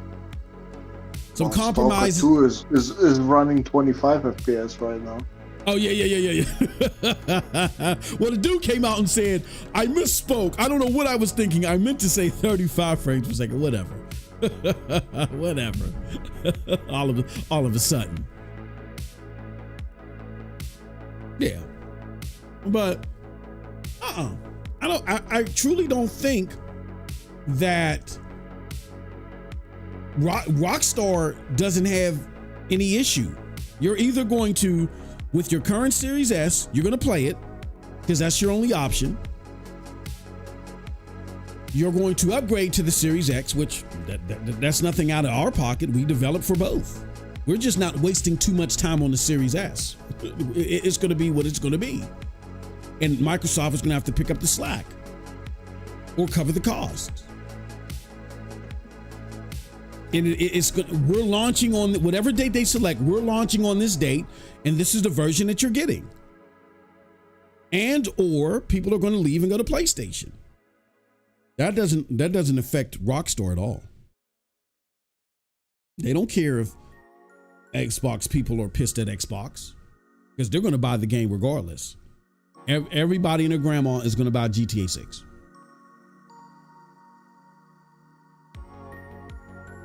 The only thing will hurt Rockstar is if the game is a complete and total dud. If the game is a complete and total dud, then it's going to affect it no matter where it's sold. But I think when it comes to Xbox, you trust me, the 5 rabbit motherfuckers, broomstick and company, oh, don't buy this game. Where he'll secretly be playing it on his PlayStation that he got hidden in his attic and shit. His PlayStation 5 that he has in the attic. You know, he's gonna be playing it there too. But broomstick. No. They're gonna tell everybody to buy a $700 PC. Oh, bad as well, it ain't gonna be getting to day one and shit. They lose every which way when it comes to GTA 6. But they are not good. A smidgen. And again, not to say that Microsoft they're definitely going to give way more, 1,000 times more attention and care to Enotria. But the problem just isn't the responsiveness of the team. The problem is all the difficulty that comes with the bottleneck of the Series S. So I surmise that Strauss he done been sent this to, and he said, look, these are the potential roadmaps that we see with the Series S. And here's what we're going to cover. And they'll see a big fat 0. Here's what we estimate the cost will be. $11 billion or whatever the case may be. You know what I mean? You have a dedicated team to fix this, or this is what the game will look like by the time it launches on your platform. Here's what it's going to look like on Series X. Here's what it's going to look like on. I imagine that conversations in that realm have already started. Because Strauss Zelnick don't give a fuck. I don't think that he respects Phil Spencer all like that. I remember when Phil, he clearly knows that Phil is not trying to release the numbers of Game Pass. And I remember when he was on that what is that fucking Zoom call with Phil and somebody else, and he was like, yeah, Game Pass is at what, 25 million now, Phil? And Phil had that looked like he swallowed 1,000 razor blades and washed it down with alcohol. It was like, yeah, we're not disclosing that right now. Strauss don't give a fuck. He did it purposely. You can tell he did, like, motherfucker, fuck you. How many I got right now? You know what I mean? I don't think he respects. It's like, look, take it or leave it. It is what it is. But to this vein, and we're looking at, don't let Paul Tassi see this. He'll lie and say Sony paid you. Hey, yo. No, not yet. Laugh out. Oh, by the way, I heard y'all that Forbes had put out an article kind of retracting the thing about Black Myth Wukong. I haven't seen that. So if you're a member, let me know and drop that in the chat. If you're a member, if you're a moderator, if you're a mod, drop that in there, that link, because they're saying, I heard a rumor of that, but I couldn't find it anywhere. But yeah. So we got that going on, where I totally believe that Black Myth Wukong is as we piggyback there. Here, let me do this. Let's go to Digital Foundry. Did I bookmark that? I think I bookmarked that. Hold on. Where is? No, I did not.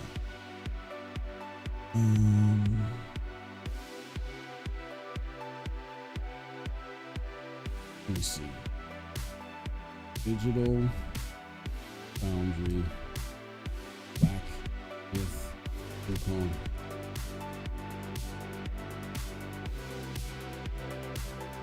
Oh shit! Hold on. Damn it! Let me give me. Hold on. What the hell? For some reason now, all of a sudden I can't find it. Oh, here it goes. Okay, here it goes. All right.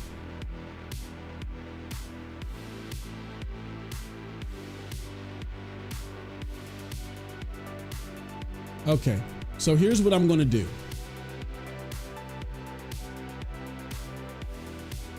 There is this article. I mean, there's this slice of I have it. Okay, that from Digital Foundry. I want to play this,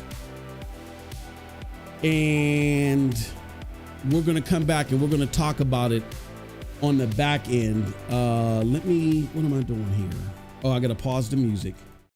And then we're going to play this, and then we're going to talk about it on the back end. This is Digital Foundry's take of what's going on with Black Myth Wukong, and this is perfect because I got to take care of something real quick. Let's go. Discuss on this, so let's move on. Okay, so next news story. This one's quite bizarre. Obviously, Black Myth Wukong released exclusively in console land on PlayStation 5. There have been various stories going around as to why it hasn't appeared on Xbox Series consoles, and there was kind of like an oblique statement from Microsoft given to, I think, Jez Corden of Windows Central, stating that, well, kind of implying heavily that a deal had been made between Sony and Game Science, and that is one of the reasons why it was locked out on Xbox consoles. Then a competing story emerged online, which I got to admit, I looked at it and didn't see any creditable sources, but it seemed to spread regardless, suggesting that, I'm sort of chuckling just to describe this one, saying that the Xbox version had been delayed indefinitely because of a memory leak, which is basically a bug in the code, which can be addressed. And if Game Science couldn't do that, then Microsoft has the Advanced Technology Group on hand to help out with issues exactly like this. And there's the concepts that, who would actually leak this, because it could only be Microsoft who wouldn't leak it, or it could be Game Science who, doesn't sound right. There has been talk about optimization problems for Xbox, which I think has, bearing in mind they need to make a Series S version of an extremely demanding game, probably has more credibility to it.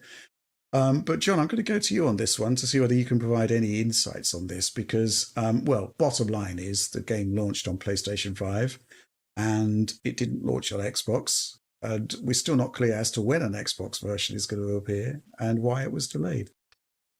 Yeah, so I feel like there's probably kernels of truth buried within all of these stories, although I don't think memory leak is specifically valid by any means. It's very likely true that they're struggling to get this game running on Series S.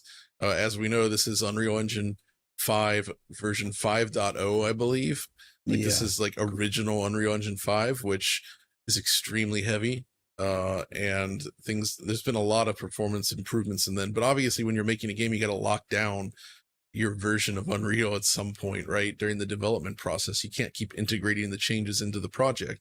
So I get why that happens, but still, getting this on Series S is probably a big deal. I do not believe that there's any sort of necessarily marketing deal per se with Sony, like where it's like, oh, we are spending X amount of money to keep this game off Xbox. I highly doubt that that's the case, but what I would imagine is that there could be more of a I've gathered that Sony provided, and Microsoft is doing the same, by the way, resources to help get this game working on PlayStation 5. And there's a very real possibility that through those relations that they may have come to an agreement regarding release timings and such with the console versions, that perhaps, it's like, what if they said, oh, well, we'll release this game, we'll schedule our release date for when all versions are ready, versus, well, we have PC and PS5 ready, we can launch now and then just get Xbox later, kind of thing, right? Because if this was actually like a real marketing deal, you don't think you would see Game Science or anyone going around saying, oh yeah, it's coming to Xbox, oh yeah, like there's been no push from Sony's side on that front, really. Like it doesn't work as a typical like money hat kind of situation. So I think it's probably just there's probably some relationship stuff going on in there. So there probably is something in place, but not in that traditional method or that traditional model. And then on top of that, they probably very realistically are having troubles bringing it to Series S and maybe even Series X, because let's face it, clearly they had troubles bringing it to PS5. It does not work well on the PS5. And Unreal has traditionally, based on I mean, I think in our testing, we've seen Unreal games typically favor PS5. I guess it's kind of split though. Yeah, I mean, it varies. It can vary. It varies from project to project, but either way, getting this on any console is a big task, and something like Series S is very likely proving extremely challenging given the demands of this. So much so, Rich, that you actually went and did some tests to sort of try to prove this out, didn't you? Okay, so we're gonna leave it there. I mean, there's a part where he tested out and he's proven how cumbersome it would be on the Series S and all that other stuff. And you can check out Digital Foundry for that. I just wanted to mainly address this whole notion of how this might be a deal. So basically what they're saying is, were you about to say something, Cold Blood? No. Oh, okay. I'm sorry. My bad. Basically what I get from what they're saying there is that there is no marketing deal.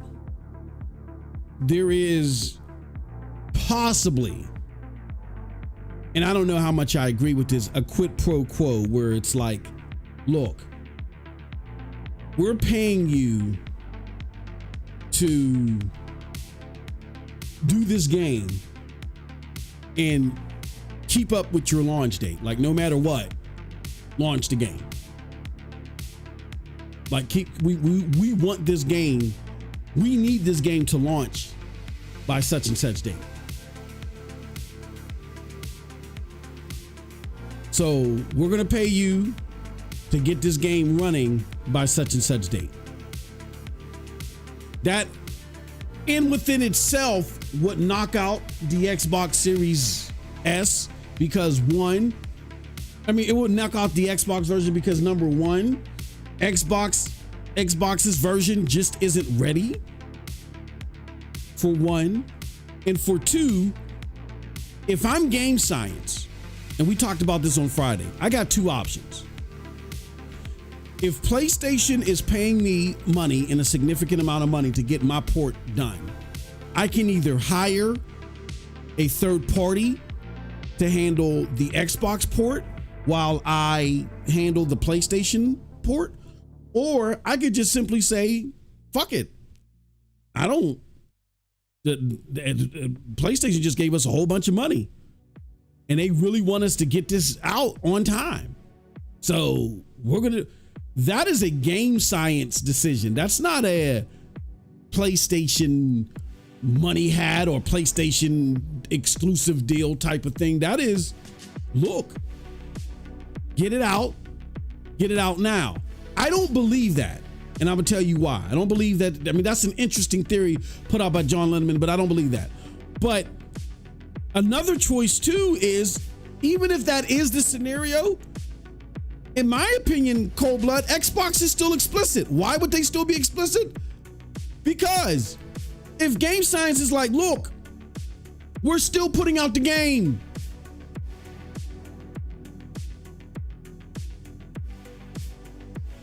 Xbox has a choice to say, okay, they can forego any parity things that they have going on. Okay, well, at launch, this parity issue and that parity issue, and this parity issue, we're not worried about that. Like, when you launch on the Series S, when you launch everywhere else, launch on the Series S, and the Series S is going to be degraded. We're sorry. It's just what it is. They have an option too. It's their box that's fucked up. With that being said, I don't believe that, Cold Blood. Number one, and I showed you guys this before on Friday. If you weren't paying attention on Friday, hopefully you'll pay attention now. They said from the very beginning that they don't want their game out in a way that they don't deem is acceptable, right? In a way that they don't deem is like up to their standards. I want to show you guys an article. This is why you guys need to come here instead of listening to those buffoons out there that will tell you anything. Here goes the article right here. And how do I know this? I know this because I cover everything. I didn't just cover Xbox and PlayStation. Yes, I covered the god awful Stadia, but that's expanded my knowledge of gaming altogether and helped me understand how much people lie in the journalist world. Now, back when this thing first released, and around August 20th, 2020, Game Science told you that they have standards on where they're going to release this and how. And I remember because one of the big things in the Stadia community is this thing coming to Stadia. You know what I'm saying? And we were looking for information left and right. So we were digging a lot deeper than a lot of you guys were. Where you guys were just watching trailers, we were doing the things that the journalists would not do on our side, and we were covering a lot of our own research. Like we had our own version of Digital Foundry, all this other stuff that actually refuted Digital Foundry and made them go back to the drawing board when they evaluated things going on with Stadia, right? So we did a lot of our own research because the journalists weren't doing their job. Hence why I came across articles like this, and I knew they were out there. I just had to find out where they were again. And on August 2020,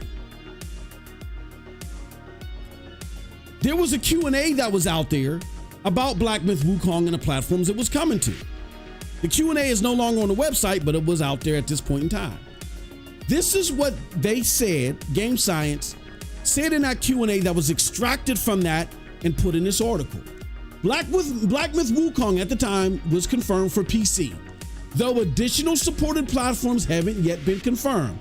The developer is targeting all mainstream host platforms, including quote, cloud game platforms that are capable of running the game without issue. I'm going to read this to you again and try to help you understand why you need to come here instead of some of the dumb ass fucking places you go for any sourcing whatsoever. Because they're not in it for sourcing. They're in it for agenda. I repeat, this is August 20th, 2020. Black Myth Wukong is coming to PC, though additional supported platforms haven't yet been confirmed. The developer is targeting, quote, all mainstream host platforms, including, quote, cloud game platforms, end quote, that are capable of running the game without issue. And again, we were all jumping for joy in Stadia land because the writers of this article said, we estimate that Black Myth Wukong platforms will be PC, Google Stadia, PlayStation 5, and Xbox Series X. And we're like, oh yeah, this outside source think it's coming to Stadia, woohoo! And we talked about it for days upon days and days, right? And we rejoiced, right? Okay, but that's not the point now. The point now is that back in 2020, 4 years before the game launched, they made it very clear that there was a standard that they were not going lower than when they launched the game. So, it is very surmisable. That's why I think John Linneman's theory on this, which he makes it very clear is a theory, I don't necessarily jive with that theory. I think simply what happened is, which happens a lot in the gaming world, and it's the underhanded belly that Microsoft created for themselves by creating the bottleneck in the Series S. I think what happened is PlayStation did approach Game Science. Not about when they released the game, as John Linneman says, which again, I think that's a very interesting story. And I don't know with 100% certainty. This is just my theory. But because of our track record, I think this is a very plausible theory. They approached Game Science and said, look, there are certain benchmarks we need you guys to hit. Because look, Digital Foundry is going to rip us a new asshole.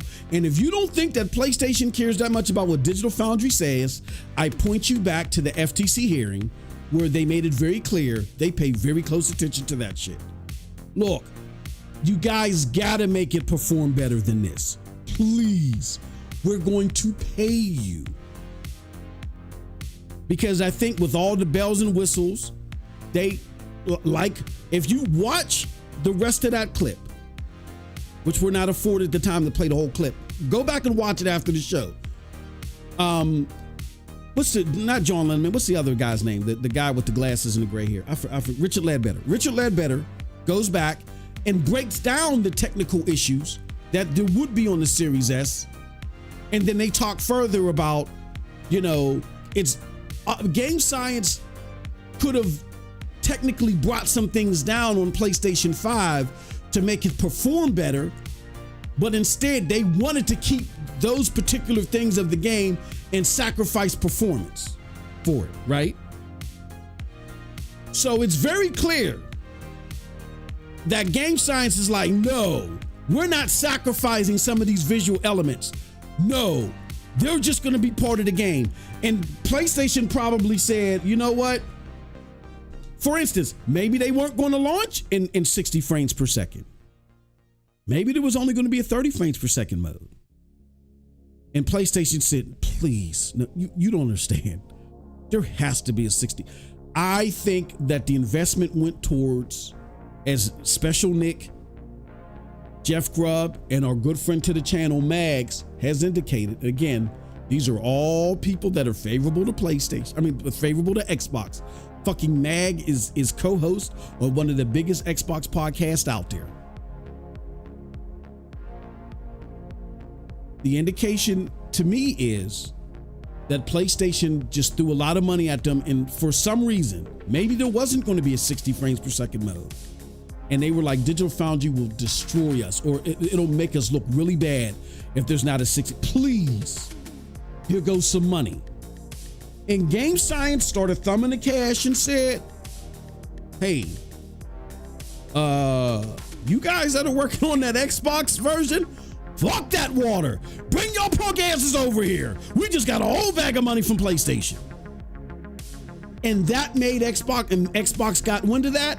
That made them mad. They are jaded. Now they're running out here telling this one and that one, yeah, it was a business thing. And now they're trying to pass this propaganda. Called up Paul Tassi, which we know Paul Tassi doesn't validate his source. He don't even validate the things in his head, talking about Helldivers 2 lost 90% of its players when it lost 90% of its concurrent players. But Matt Piscatella pissed all over his campaign, and by showing how well the game was still selling the following day. But that's a whole nother podcast. We do it here. Just check out our Helldivers 2 Paul Tassi content. That being said, Paul Tassi that doesn't validate shit, that just comes up with these harebrained stories, writes an article and talks absolutist about them. And then IGN, do I have to refute the credibility of IGN? I don't think I need to do that. They jump on this story that is likely from somebody that's at Microsoft, the same Microsoft source that colluded with Jaz Gordon to come up with that god-awful article. We can talk about the exclusive deals that's with our partners that they have with other platforms. No. PlayStation, this again, theory, not 1,000% sure, but it's more plausible than the bullshit they're trying to feed us. Even though I do like John Linneman's, theory, it adds a little bit more, quote unquote, for lack of a better, espionage and mystique behind it. I like it. I like hearing it. It's entertaining. I don't think it's as plausible as, simply put, PlayStation's worried about digital foundry. That's why you didn't see any fucking codes go off for the review. Now, at the end of the day, it seems like Game Science got it in a good enough playable state because PlayStation fans are enjoying it. Yeah, you got some outliers that are talking shit on it, but for the most part, PlayStation fans are enjoying it. It's killing it. Selling the fucking PlayStations are flying off the shelves in Asia because of it. The port ain't that bad. But they knew under the microscope and the technical spec of Digital Foundry, they would make it sound horrible. That's why codes didn't go out. So they're happy. It's a good enough state for consumers. We're just not putting it in Digital Foundry's hands until it's too late. That's what I think is behind this. I think they gave them a whole bunch of money. Please please, you got to fix this. You got to get it in a better state. Got to be a performance mode. Performance mode, at least got to do this or got to do that. And they still did goofy shit like had a 45 frames per second mode, but that's probably the best they could squeeze out of them in the short amount of time that they paid them for. Because remember, they didn't make that announcement until Gamescom or something like that. Or not Gamescom, Summer Games Fest. That's only a few short months before release, if even that. I think that's what happened. In result, instead of game science, like I said before, normally, shout out to my people at Mantis Games. They know how this works. When you have a porting problem, you normally hire a third-party porting solution. I don't think Game Science is doing that. I think they're working on it on their own. So instead of working with a third-party porting solution like a Mantis Games, a G-Lock, or whatever, they said, fuck that water over there. Phil Spencer could eat a bag of dicks. A PlayStation, look at all this money. You and you that was working on an Xbox port, bring your ass over here. And Xbox is jaded. They're mad. They're throwing a hissy fit. And therefore, because they are upset and mad, now they're labeling it as what? They're labeling it as, oh, these motherfuckers struck an exclusive deal. Paul Tassi ran with it. IGN ran with it because they're pissed. And they're trying to save face in the light of the sales success of Wukong. I think that's the most plausible theory. I'm again, shut up, turn it over to our voice of reasoning, Cold Blood. What do you think about Digital Foundry's take on this? And again, if you could reiterate for the people, for the 61 people that may be new here, what do you think happened? Well, didn't this Richard tell you what happened? Yeah, or John Letterman.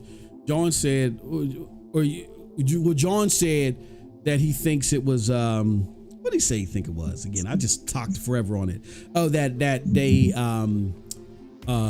it was, we want you to, regardless of what your Xbox problems are, please release it on this date, which would have de facto canceled out an Xbox version. I don't think that happened. I think it was just it was something else. But what do you think happened? Well, he said he tried to emulate it on a similar spec like Series S, right? Yeah. Yep. And what was the result of that? Doo-doo soup. But then, what else can I add to that? Chef RP. I am telling you, this whole generation, I blame on the Series S. Yeah, in the first place. Yeah. Yep. All these fucking third-party games that come out unoptimized as shit, brother, or come out with dog shit ass resolution and stuff. Cut down visuals, bro. What are we doing? It's absolutely the Series S's fault. Development time takes even longer because of that dog shit. They have to cut back because it's the fucking baseline console. Yep. Agreed. Yeah. I'm unapologetically telling you it's the fucking Series S fault. Yeah, we are now officially calling it, and I think it's time to rebrand the Series S to the Series Ass, because all it puts out is doo-doo soup. It was before it even launched. Yes, absolutely. And that before it even launched. And that reminds me, I'm going to show you guys another video. Let me see here. Fuck. My Brad Sam's video.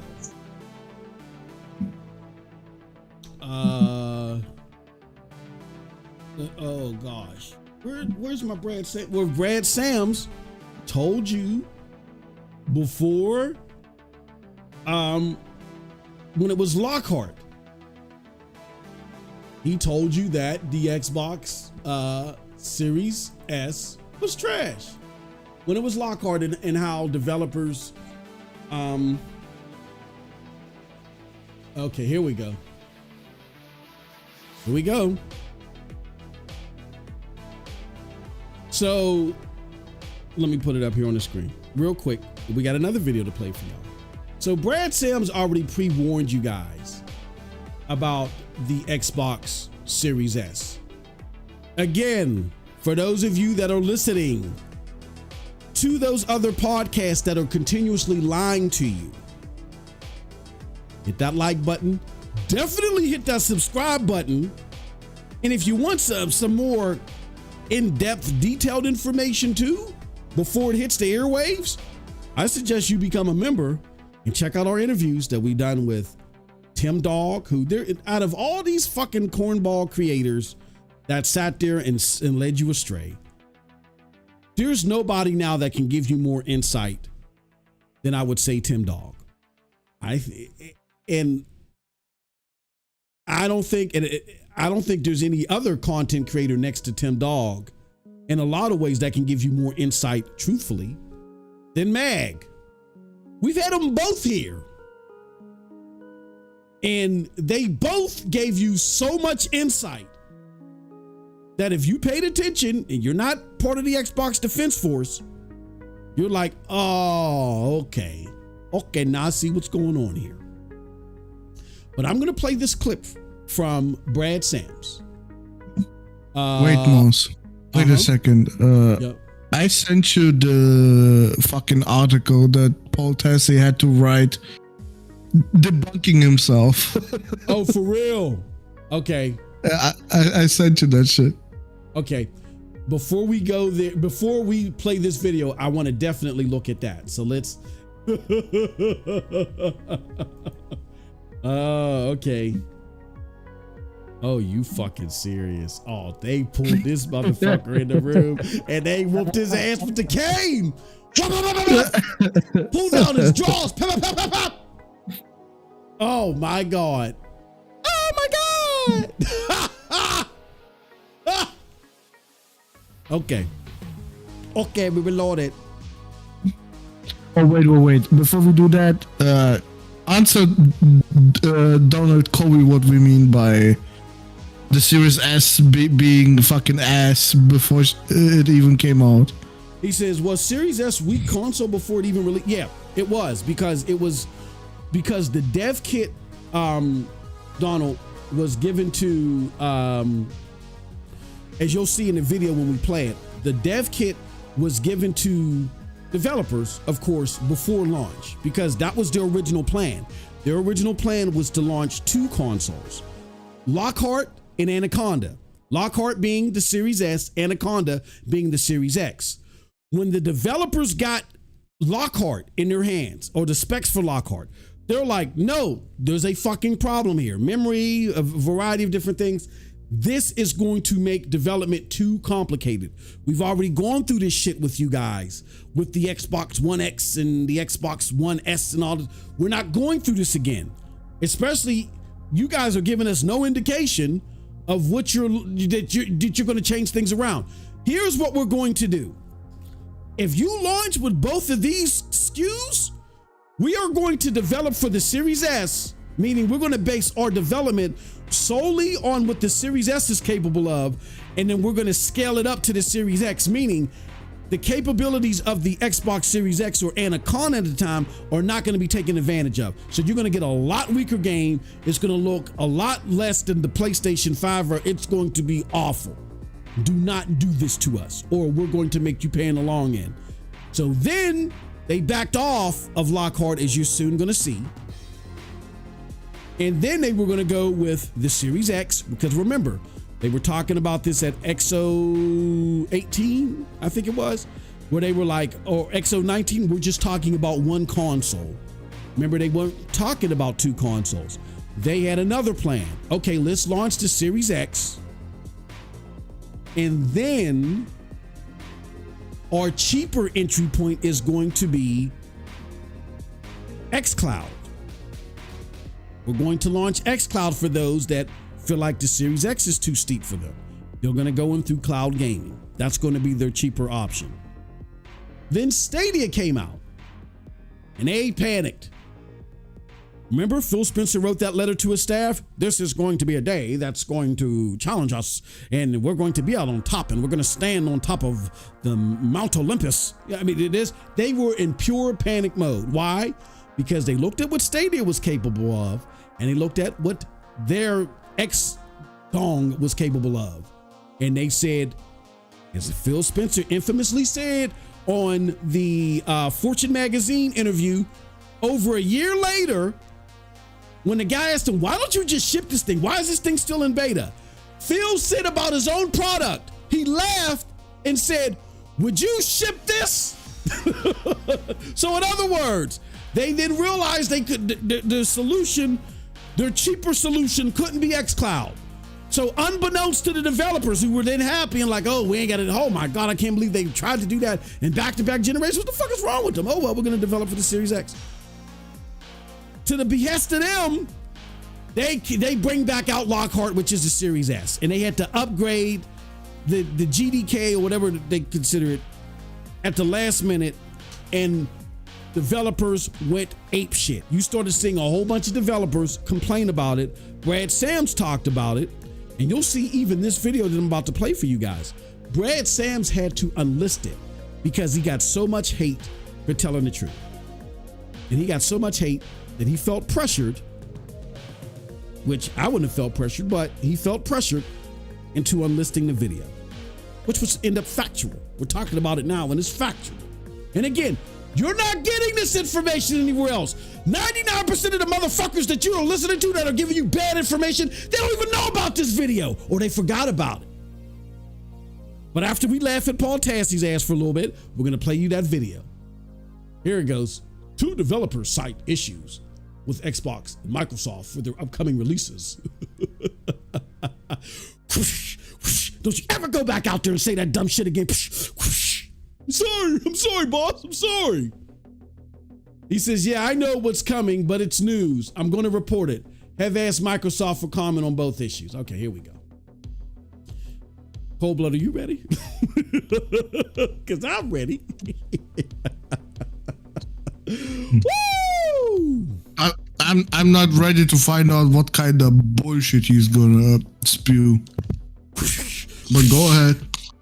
Woo! 2 developers cite issues with Xbox and Microsoft for their upcoming releases.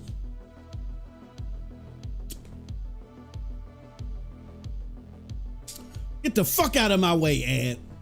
The ad's trying to. A pair of different developers are citing problems with both the Xbox S and Microsoft's approval process, respectively.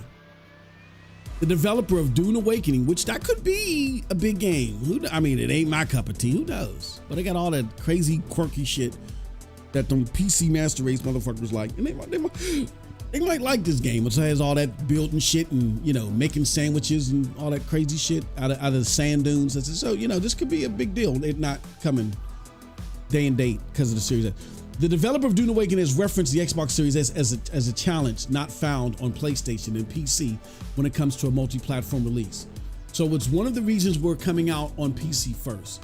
There's a lot of optimization we need to do before we release on Xbox. But yeah, Xbox Series S is a challenge, said Chief Product Officer Scott Jr. via VGC. Hey, he does say we'll be able to do it when it comes to making the game perform on lower spec machines, but this is far from the first time the Series S has been brought up as an obstacle. Then there's situations happening presently with developer of Enotria, The Last Song, which posted about an indefinite delay on Xbox, citing challenges on the platform. They have delayed its release. Enotria, The Last Song has been delayed indefinitely, and we covered that. We covered that, especially what they said to Jamie's Access message is diplomatic, but on the community Discord, there's a lot more direct and heated regarding Microsoft and the Series S issue, where reportedly the game is ready for that system, and no secret Sony deal either. Yes. Here's the CEO, Jackie Greco, citing Microsoft's sheer lack of communication. I hate to get this out my fucking way. Sheer lack of communication about the release. You can ask Xbox why they haven't answered us for 2 months. Holy shit. Obviously, they don't care about Enotria. They don't care about you. Context is open a store page and submission. Sick. We've Xbox Series X version ready. But we can't process with submission and release. Spend a lot of money reporting, and they decide to ignore us. Okay, I want to focus on that part. Let's do this.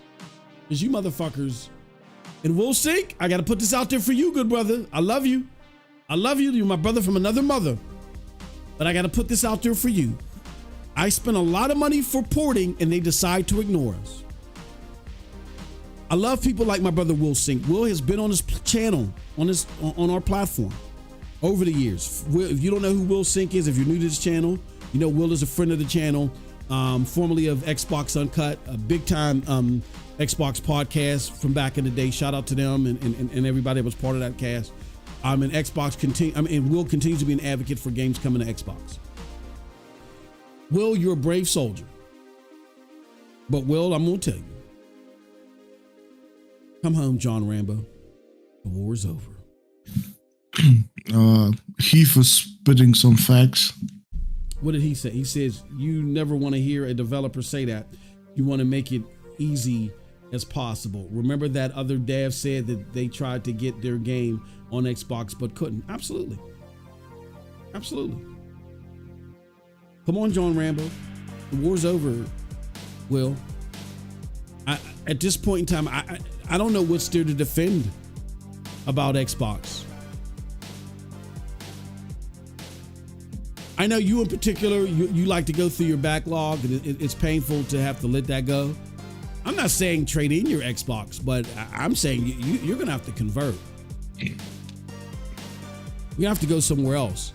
Like I still have my backlog of Xbox, right? That I can interact with. I don't think that's going anywhere anytime soon. But at some point, and this is why I'm mentioning my good brother Will Sinks. This is why you're fighting a ghost war. Quote, I spent a lot of money for porting and they decide to ignore us. Will knows this, but I just want to reemphasize this to understand what I'm about to say next. For those of you that again have been educated, I'm not talking to Will when I say this part, but those of you that have been educated to believe that it's so easy to create an Xbox port. I've talked to developers. This is not the first time I'm hearing this. I've talked to developers who said they would rather develop for Stadia than develop for Xbox. Same said developers when I would talk to them for a Stadia interview. As soon as we got done talking Stadia, they'd be like, oh yeah, so did you hear what's going on with PlayStation? I'm like, God damn, the mic didn't even turn cold when we talk about Stadia. You already talking about PlayStation? Oh yeah, PlayStation flew me out, showed me this, that. So again, this is not a hype up Stadia thing, but when it was talked about Xbox, I've talked to developers who said they'd rather develop for Stadia because they were more commandeering than develop for Xbox. So when you have games like Enotria, whether this is your cup of tea or not, but are in the same indie vein, Will, that isn't getting the support and the attention, why bother? It's like you're fighting, it would be like fighting for, say for instance, you go to a cafe, right? And you like the cafe. You just like it because you like the location of the cafe. And when you want to, take a break from work or wherever, you like sitting in this cafe. But let's say the cafe has failed numerous inspections. There's rats and roaches. The rats and roaches are tap dancing on the latte machine and shit. It's gotten so bad that fucking Pepsi Cola, Coca-Cola, they won't bring products there or whatever. And you keep advocating Pepsi, Coca-Cola. Come here. Come on, come to this cafe. Come here. Pepsi and Coke is sitting there saying, Will. The place is infested, was rat and roach infested. We have to pay delivery people. This is actually cutting from our time to deliver cans elsewhere where they're actually going to sell. You and two other y'all the only motherfuckers sitting here. Like, why would we wait? This is a business. Why would we waste our time here? Well, because I like to come here. Huh? At some point in time, despite some of the intricate things there, dare I say superficial, you gotta just pick up and go. Because that the owners of that cafe could very easily just clean the fucking place up. Just clean it up. Like in Microsoft's case, they could very easily just send a product manager to pay attention to these motherfuckers. And they refuse to do it. So why are we asking these people that are very tight on cash, where these games can make and break their business, why are we asking them to take one for the team? That's essentially what we're asking them to do. We're asking people that need these sales and these resources to keep their lights on to take one for the fucking team? Like, no! No! We can't be ignorant of the business side, or we can't, not ignorant, that's too strong a word. We can't pass on the business side that is relevant to these small developers. We are then putting the platform over the developer. We're saying the multi-trillion-dollar company can do whatever the fuck they want, have a place that's riddled and rattled with roaches, and where they can very easily clean it up for the sake of them, because I like this place. Please go against your better judgment and things you need to survive to support them and keep them flourishing. No.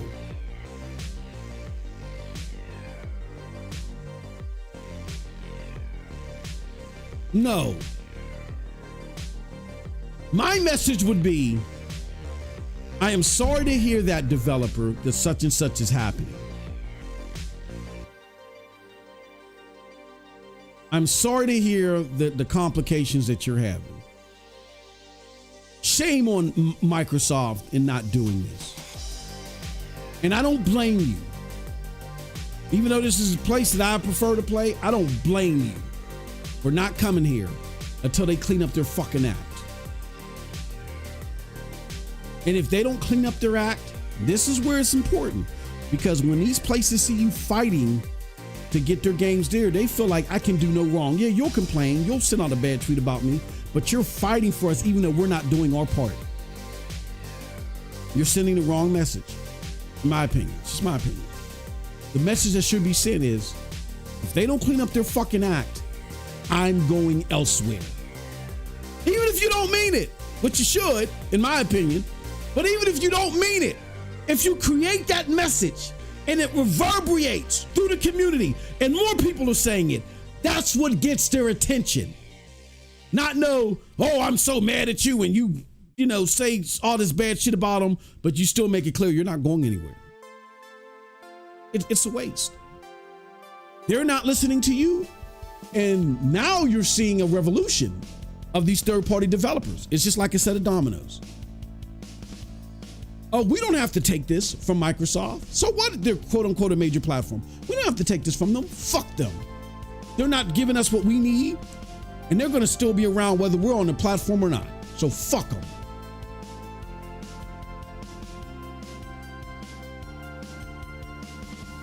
I feel for people like this. Now, again, I play in the no share. It ain't my cup of tea. I don't, whatever. But again, if PlayStation, where their parent company, Sony, has nowhere near the war chest of the parent company, Microsoft, can get Yoshida, give them a staff, and they can handle stuff like this more appropriately, so can Xbox. Really, they could have kept Major Nelson and given him a staff and had him go after these smaller indie games, where I think he would have been successful. I think that would have been a good stint for him, instead of just cutting people off at the knees and doing this Neanderthalic way of dealing with your partners. You haven't heard from them in 2 fucking months? That's shit that we heard from people at Stadia. What are we doing here? You're Microsoft. You're Xbox. You're not some startup cloud company. Or you're not some startup cloud division. This is your 4th fucking generation in gaming.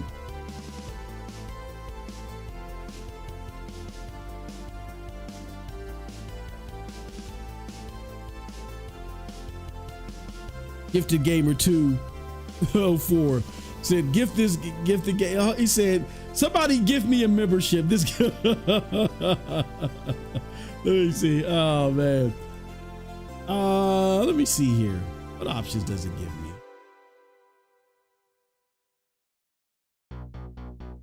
Damn it. Can't I gift a motherfucker? Let me see something. Might be. Wasn't it a problem last time where you couldn't do it unless you do it for 5 or something?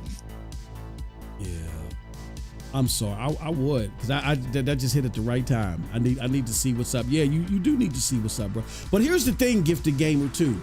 We have a level at 3. See, we're different from everybody else. We're not trying to gouge people, but we got extra content that we gotta have specifically for our members, because our members do so much for our platform. They allow us to do what we're doing. So, but we're not trying to gouge people. This we're not trying to eat T-bone steak and shit up. No, just help us support the platform and allow us to do what we do, and we're happy. So we do have a tier that's $3.99.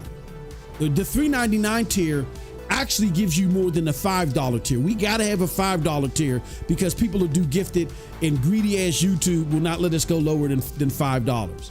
So our $3.99 tier will actually give you everything that you need in order to opine on our content. So if you got it, that'd be fantastic. I wish I could just specifically target gift, but YouTube is gonna YouTube, unfortunately. But I would, if I could, I would just bam. Here you go. Hopefully that's something YouTube can, I should be able to gift. All it's doing is taking from the kitty. I should be able to gift whoever the fuck I want to gift, but YouTube is gonna YouTube. You gotta love it. But anyway, that's the problem. I appreciate that, Gifted Gamer. Thank you so much. Thank you for the support. At least subscribe, brother. At least subscribe. If you subscribe, here's what will happen. If you subscribe, it may not gift you today, but we get gifted trains throughout here. Like, people will go crazy. Like, you just missed the gifted train on Friday.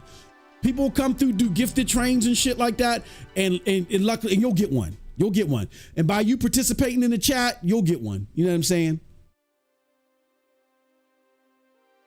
Yeah. He said, what stupid shit is the entire Xbox fan based on now? So if you want to sit there and lean on this with Paul Tassi saying, yeah, I know it's news. I know what's coming, but it's news. Like, come on now. And I know they're destroying them in the chat. All right, so we got to laugh at Paul Tassi for a little bit. Let's see, the message is hold on, is there any more? Okay, yeah, so yeah, that was my message. Come on, y'all, please. Let's just be tethered to reality. This is not a good look. Understand what's going on. This all comes in the wake of the controversial report by me, along with IGN citing, look, you got to throw IGN in there, citing a knowledgeable source that high-profile Black Myth Wukong was not delayed on Xbox because of technical reasons, but because of an exclusivity deal. Terms unknown, but it clearly is not involved marketing with Sony. This was disputed by a number of insiders and leakers. Sony, Game Science, and Microsoft have not publicly commented in the wake of the report. Many observers believe the delay is in fact caused by the Series S, though the Enotria situation shows that Microsoft can screw up in other ways too. Whoosh, whoosh. Oh shit! I'm sorry, boss! Psh, don't you ever go out there. Now look, we can fuck up, but not like this, Tassie. Whoosh. Sorry, boss! And that's what there we go. We got 5 gifted by Cold Blood. He said it was very easy to click that join button. No. I read that wrong. I was about to say it. Why did you do 5 gifts? Yes, yes. It's very easy to click that join button. Even the co-host can do it. And we got Juicy got it gifted, and Bulls for Life was gifted. Bulls for Life gets it every time. Here we go, and we got Ice Queen Gaming. Thank you, gifted Foamy. Oh yeah, and just so you guys are aware, hit that. You can hit that lesser membership at Foamy Homie for $3.99. That'll give you everything that Gifted Foamy. Gifted Foamy is specifically for the gifted. Now you'll get all the content. Don't get me wrong. You'll get all the content, and the interviews and stuff like that. But you can actually get that for a cheaper price. Again, we're not trying to beat anybody here. We're trying to work around. You know what I'm saying? Shout out to IOG Nows. He says, Sony called his extension for sure. Yeah, I believe it. Shout out to Ice Queen Gaming. Thank you so much for your continued support. Trust me, people are gifted memberships and renewing their memberships because, again, the content is worth it. You're not getting this anywhere else. I mean, I try not to be. Can you spoil the next interview that's coming? Well, we got one. It's either going to be one or two options. We're either going to wrap up season 1 with the only Next Gen 720, or we're going to extend it even further with Doc Dark. So, Doc, if you're still listening, Doc, we need to talk, bruh. I can make you famous. I can make you famous. Now, Doc, we're trying to get Doc back on there. And Doc and I have worked together. We've made some great content. When I was doing the Stadia stuff, and I showed him Stadia and he showed him Stadia, bought him a unit, and he loved it.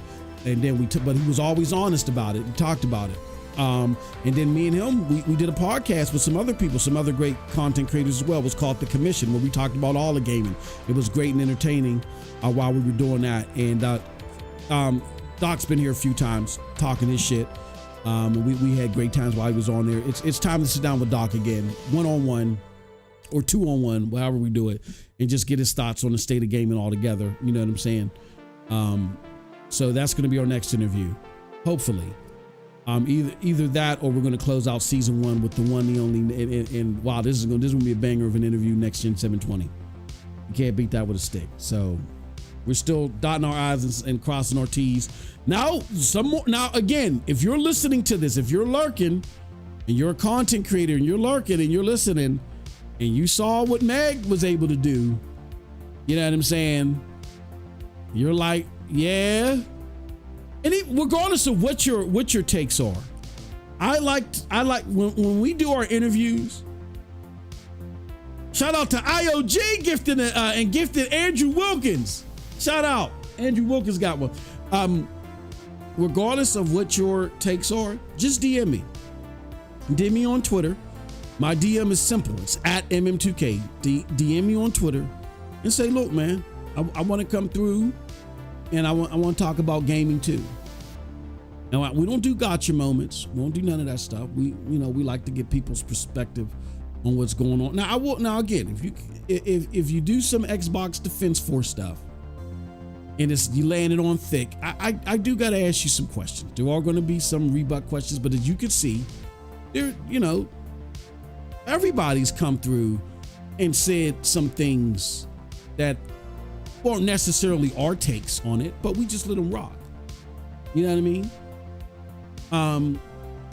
Because it's all about the interviewee, not the interviewer.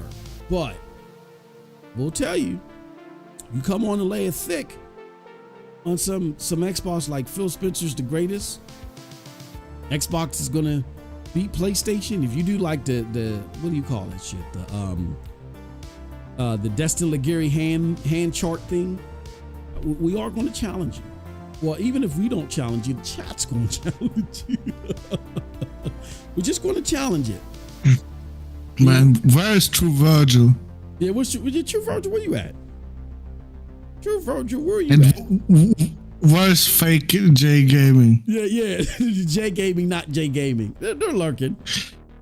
I'm telling you, the next member train that we get, you know they're gonna get exposed. J Gaming, not J Gaming. But yeah, that's Paul. Yeah, so just so you guys are aware about that. And here goes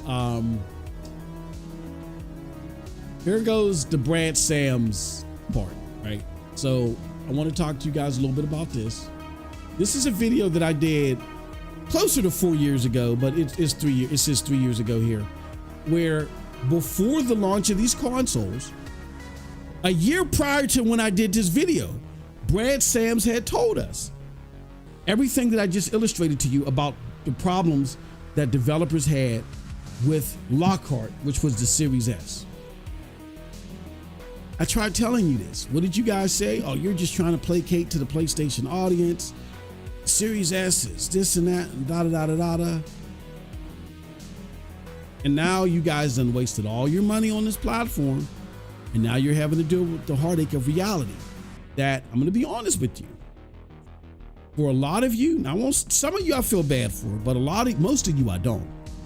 Because if I could see this, you should have been able to see a lot of this, especially if you're coming in from last generation 2 talking this shit. You should have seen this. Let's do this. Wait, Moss. Wait, Moss. I got a question for you. Yep. Are Xbox players backlogged by default now? What you mean? Well, they can't play games day and date because they're not coming out day and date. So are they by default just playing their backlog now? Well, according to Xbox's own Twitter account, there's too many games out there. Like there's the Falconer, there's Phantom Dust original. There's games from the Xbox One era, right, that they still need to catch up on.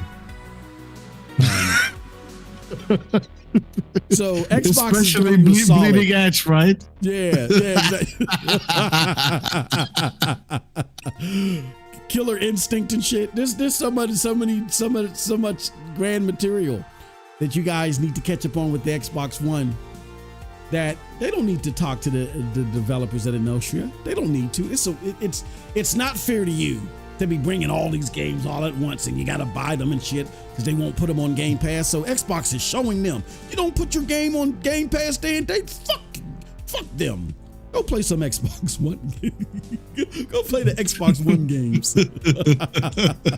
Gears Judgment, right? What the, shit. Have you played Gears Judgment? What, no? All right, well, there you go. Go back and play some Gears Judgment and shit from 1982. Yeah, man. The only thing I can tell people is that you guys need to pay attention to what's being said.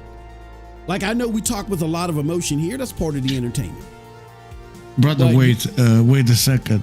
You gotta talk to the chat first. They need a therapy session. Because our chat just became a discussion forum for fucking Concord. Oh, please. Let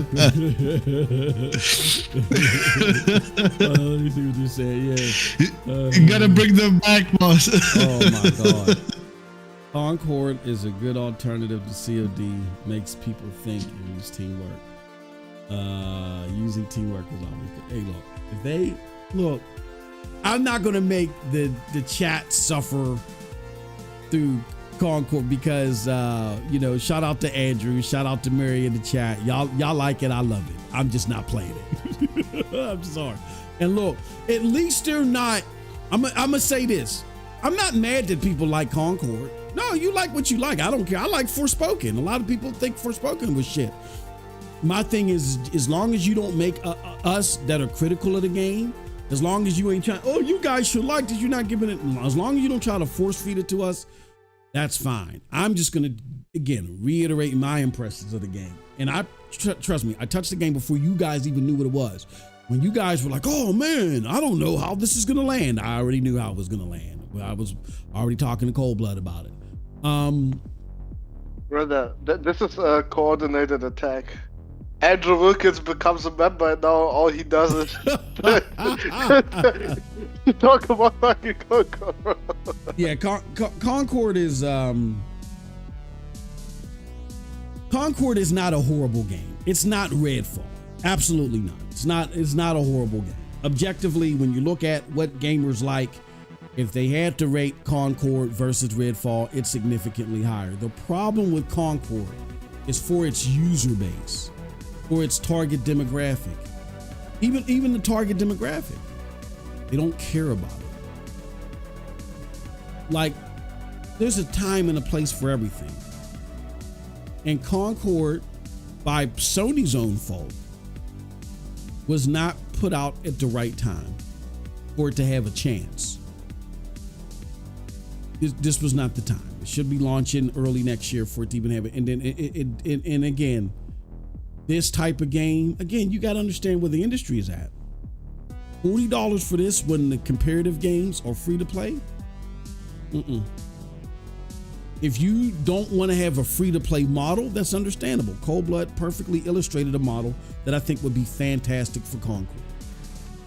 Give for free, give anybody access to 3 characters and have those characters not be able to progress, but you can play for free to give people the feel of the game to see if they like it. And if they like the game based off those 3 characters, then they can buy it. And that way that diverts you from the free to play model, but it helps you because it's putting it in people's hands and they're deciding if it's worth it. So yeah, I have a lot of experience, a lot of time with Concord, way more than you, a lot of people out here. I know people, I played 60 hours or whatever. My thing is that it's not positioned correctly. Do I think, but even with that, do I think it's an excellent or stellar game? No, I don't think. I think it's okay, but it's just put in the worst horrible position. And my message is to those that feel like other people are mad at other people for not indulging in the game. I don't think your energy is in the wrong place. I think you need to focus more on why did Sony put it in such a horrible position. That's it. But I'm not mad at Andrew and Mary. So far, they're not saying, yeah, I mean, he's saying in his opinion, Concord is as fun as Drawn to Death and Lawbreakers. Decent games flop every day. Thanks to whoever gifted me the membership. He says, for sure. Yeah, I'm not mad. Yeah. You know what I mean? I'm not upset that they're enjoying it. You enjoy it, fine. I like Forspoken. I wish it would have done better. It didn't. All right, so now let's show you guys what you're not getting elsewhere. This Brad Sam story that we talked about 3 years ago. Again, actually, this Brad Sam story is probably 4 or 5 years ago. Here, let me show you. Oh no, this is from June of 2019. So this is over 5 years ago that Brad Sams put this video out. And if you guys don't believe me, there goes the link right there to the video. It says, "Goodbye Xbox Lockhart." That's the Brad Sams video. This is what this video that I put out close to 4 years ago is based upon. So let's watch this video, this excerpt that I got from Brad Sams, and let's talk about why Lockhart was a mistake from the beginning that we were warned about in totality, but we just weren't paying attention. Let's go. You the clip from from Brad Sams that details all this. So let's do this right now, and we'll talk about it on the back end.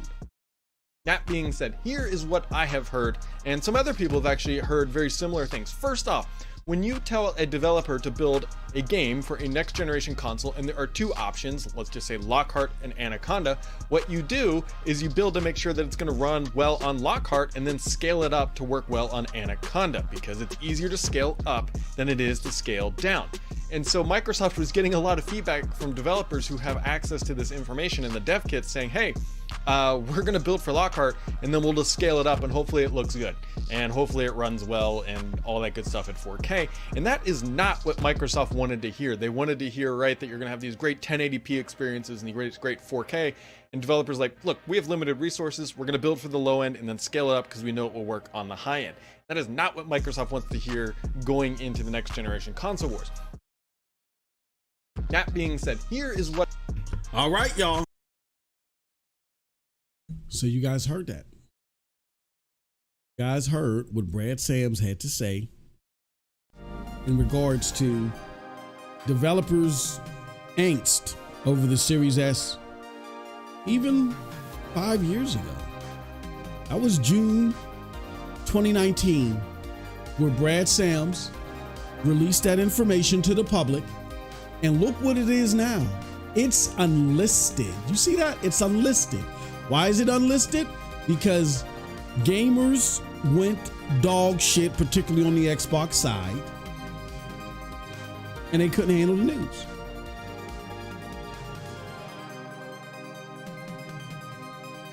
They couldn't handle it. Brad, how dare you? Oh, you motherfucker. They went apeshit on him. And Brad was like, okay, I'm not doing this. And he unlisted the video. But thank goodness he didn't private it or delete it. Thank God. As you can see, the video got 12,000 views. It should get more. And he should unlist it. I mean, he should make it public. But if you wanted that link to that video, go to my video. It simply is, did Brad Sams already expose the Series S bottleneck last year? I'll copy that link. Link to MM2K Series S video. I'll put that in there. I'll pin it so you guys can see it. There it goes. Game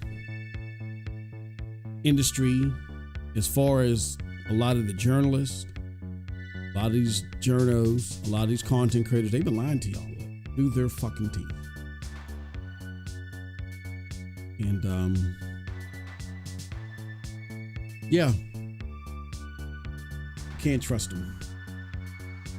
So hopefully you guys understand that now. We want to thank you for the up to 75 people that came and joined us live.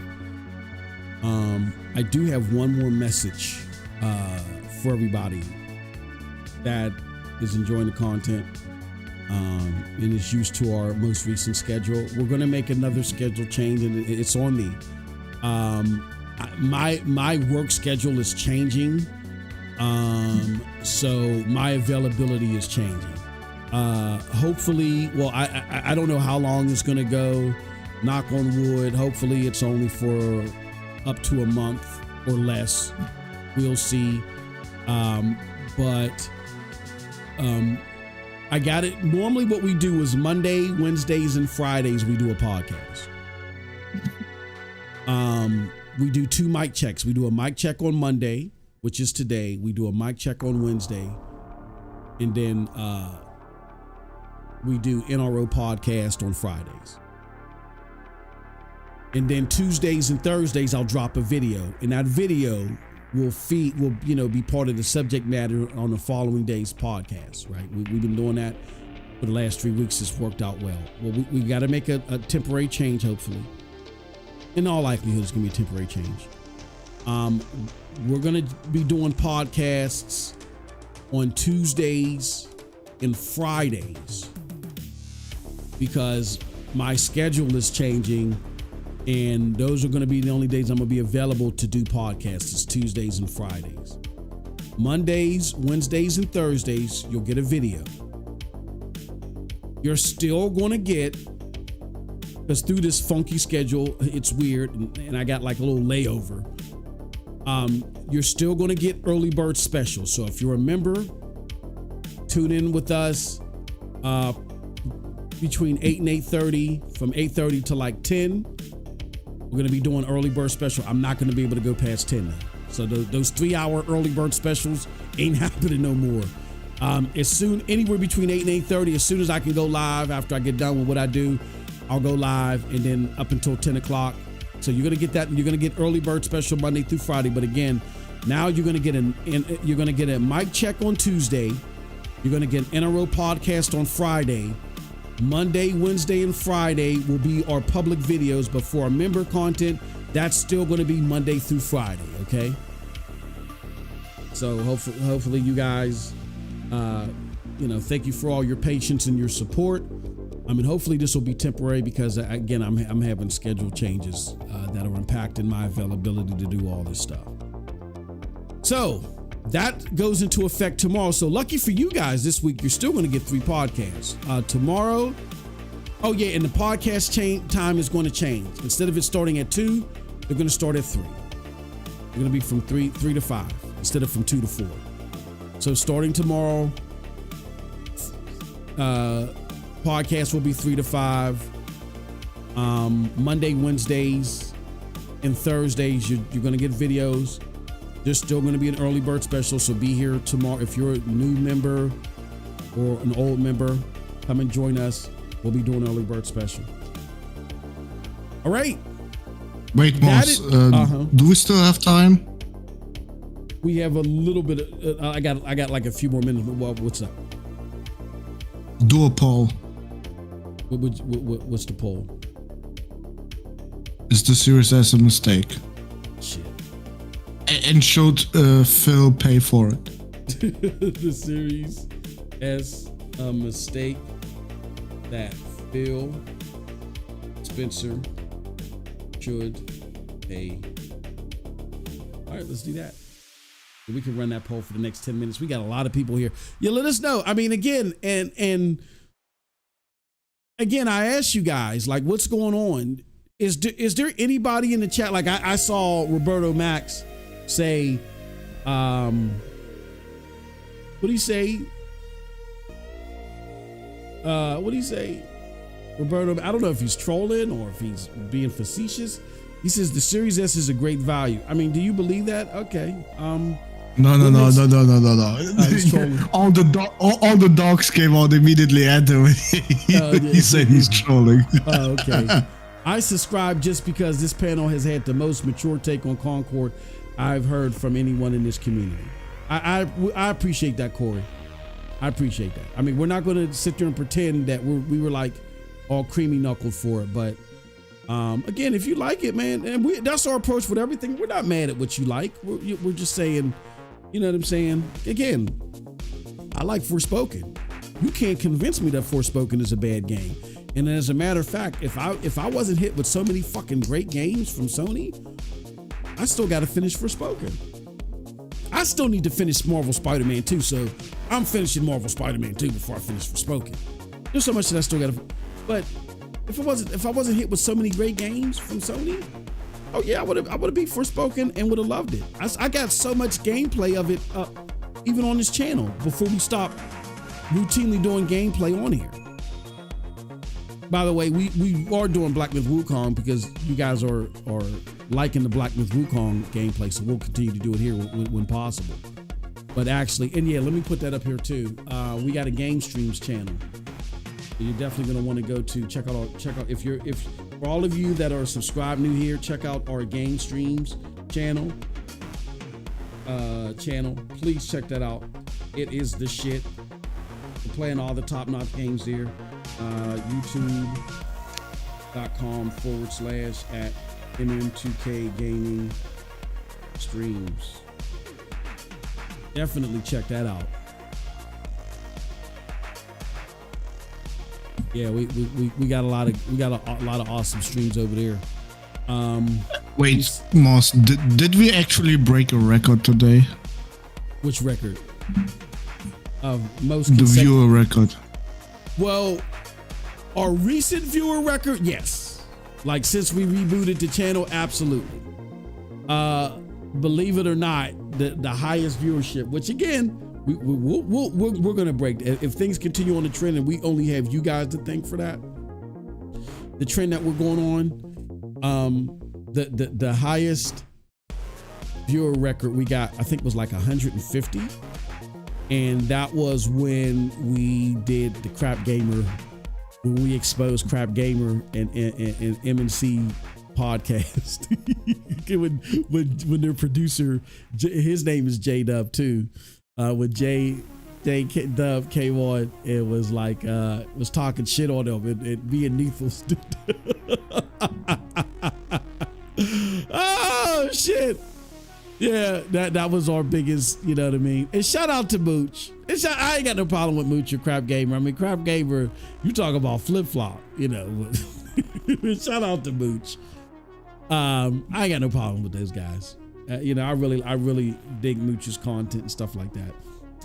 We thought we were doing a solid of a friend who really felt like that he had to express some stuff. And like I said, we just let people come on and talk their shit. Now, did we kind of like edge him and instigate a little bit while he was on the show? Yeah, we did, but whatever. But yeah, no, shout out to Mooch. Mooch does a lot of good content. Mooch is another one. He was, and Mooch is notorious for his Xbox rhetoric. I mean, it got him in trouble, got him doxxed and a whole bunch of shit in the community. So again, listen to us from back in the day. Listen to us now. It's not about, and then even when Mooch was doing his thing, I mean, outside of BGST and some of the nominal success that they started seeing, it was more lucrative to be a PlayStation dude back then. We talked to Porter Rock about this. It's now PlayStation people feel like they knew there was no fight, so that's why they walked away. And that's why you see a lot of this salt mining of dog shit content out here. And a lot of and now it's dead in the water and shit. I mean, you got a lot of PlayStation haters that the YouTube algorithm is Porter Rock alludes, you know, perfectly states is going to placate to that hate and placate to that audience. But for the most part, a lot of the people that were active in the community, they're gone. I mean, and the community was so much more entertaining, so much more lively, so much more factual back there. It's horrible now. It is so horrible. Like like 99% of these motherfuckers, I wouldn't even listen to them. But back then, I was absorbing everything. There was just too much content for me to listen to. It's horrible now.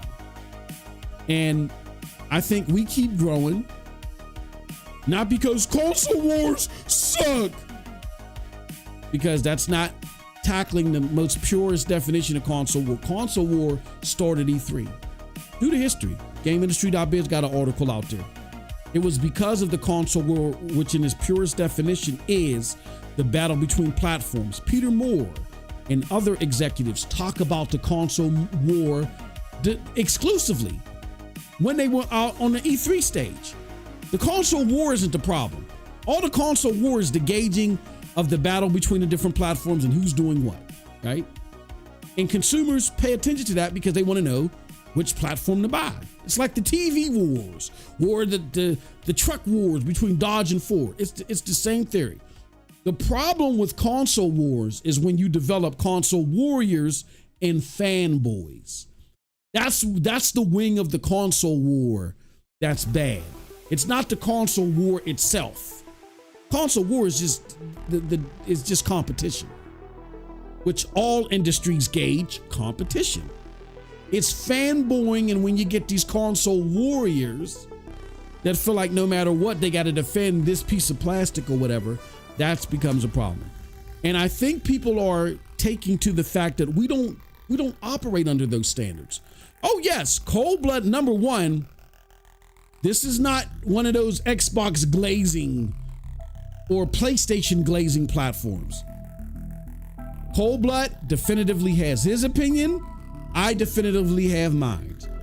I think that's what draw a lot of people to the platform, because y'all love to hear us argue and talk our shit, right? So we don't always agree, and we can live, and we love pushing each other's buttons. You just see our conversations. Be honest, if it wouldn't get us canceled, we would show you our DM. We wake up every morning to razz each other and give you, and I gave you a little taste this weekend because I had to do all the shit for my wife, and I just said, let me fuck with Cold Blood, and I was fucking with him about Star Wars and shit like that, and we going back and forth. that's the ebb and flow of us going back and forth. And you guys find that entertaining. But we are unabashed on being who we are. So we're authentic for one. But I think more importantly than that, you guys appreciate the fact that we know what we're talking about, and it's proven. When we say things here, for instance, there are plenty of things that coming into me doing YouTube or whatever, I believe Cold Blood was on the other end of the mic. Yeah, that's bullshit, Moss. But I said, Cold Blood, you don't get it. And what he said was true, and I had to give my brother his flowers. There were so many things that we've talked about here, whether I was right about them, whether I was wrong about them. I had to admit that I was wrong, but I admitted I was wrong. And Cold Blood and I talked, whether we agree, disagree, whatever. You find out that most of the time, more often than not, more so than most of these other places out here, we're going to be authentic. We don't placate to the YouTube algorithm. And more importantly, we are more right than we are wrong. Way more right. That we have a good grasp of what's happening in gaming and why it's happening. And you're going to get you're going to get the raw, authentic shit, right shit from us. You guys look past all of those labels. Oh, you guys are just PlayStation fanboys. You're Xbox haters. You're pony bots, or you're this, or you're that, or you're Concord haters. Y'all look past all that. Because at the end of the day, y'all just want to know what the fuck is going on like the rest of us. We do our homework, or we got the experience in relevant discussions, and we tell you what's actually happening. So if you're new here, this is your first time here, and you're tired of fucking being lied to. That's why I started this. That's why the shit is called the medicine, the dosage, all this other stuff, because there's a sickness out there. The sickness is lying. Too many people want to lie to you because lies feed the YouTube algorithm. If you're tired of that shit, welcome home. Welcome home. We're not afraid to talk about anything, any subject, and really anybody, friend or foe. If you're not telling the truth, you're trying to play some fucking sicko agenda game of misinformation, we're going to call it out. So we want to thank everybody that's been supporting us. And if you're new, here goes a new refreshing take on gaming news that you're not going to get. There's some, and we've had a lot of them on here, or we've referenced them. There are some people, but the overwhelming majority of them out there are not trying to do good by you. We always are. But that said, let's go to our poll. Let's end the poll right here. All we got is 26 votes. You guys are scared. Why are you guys scared? I can't tell who you are if you're voting. They are scared that Phil Spencer will shut down their windows. Yeah.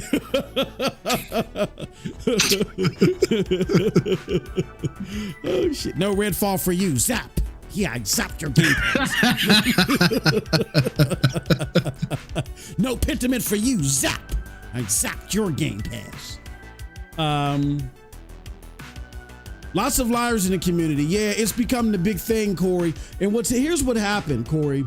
To be honest with you, and I saw this because I say this all the time, and I wish I wouldn't have ended a poll, but I'll say this real quick, and then I'll let Cold Blood close us out with his final thoughts on everything. There was a content creator that I used to work with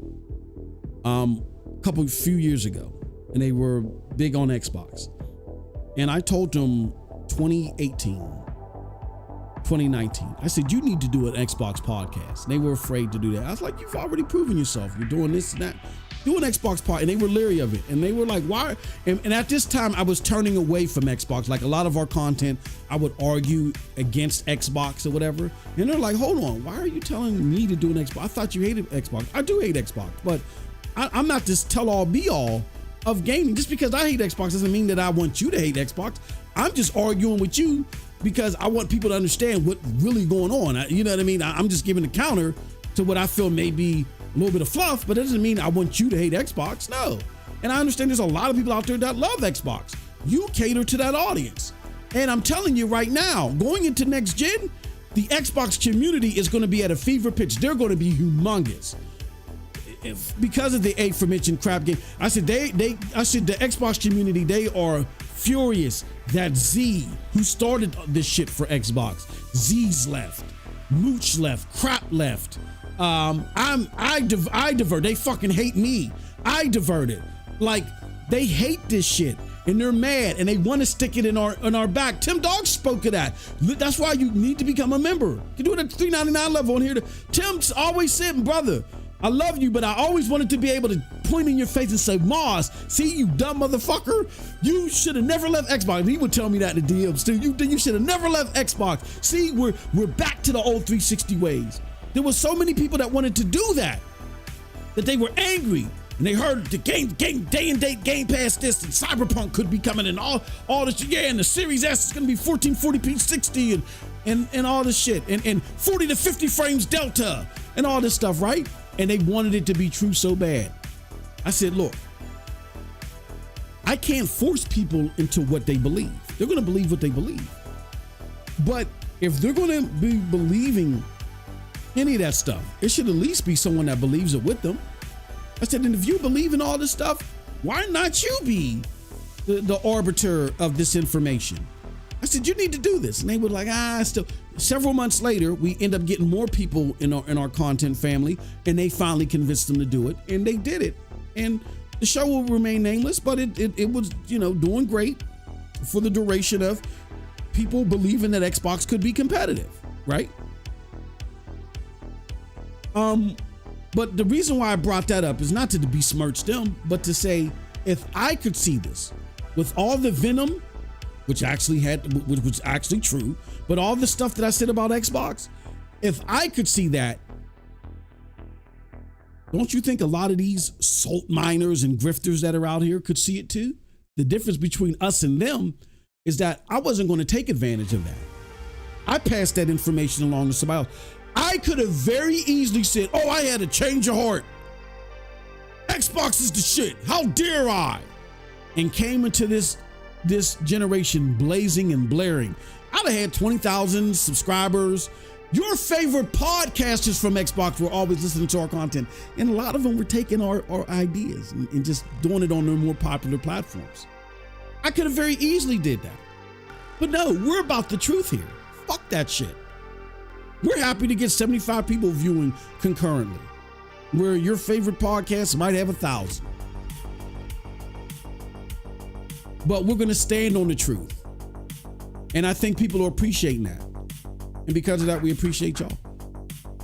So that's the story of our platform, and we're going to continue to stand on the truth, regardless of what's out here. So, Cold Blood, any final thoughts before we get the fuck out of here? Yeah, you never apologize for your biggest mistake. What's that? Spawning someone called Dirt Griggity. Oh shit, I have no comment. Shout out to Dirt. Shout out to everybody out there in Xbox land. I mean, hey, it is what it is.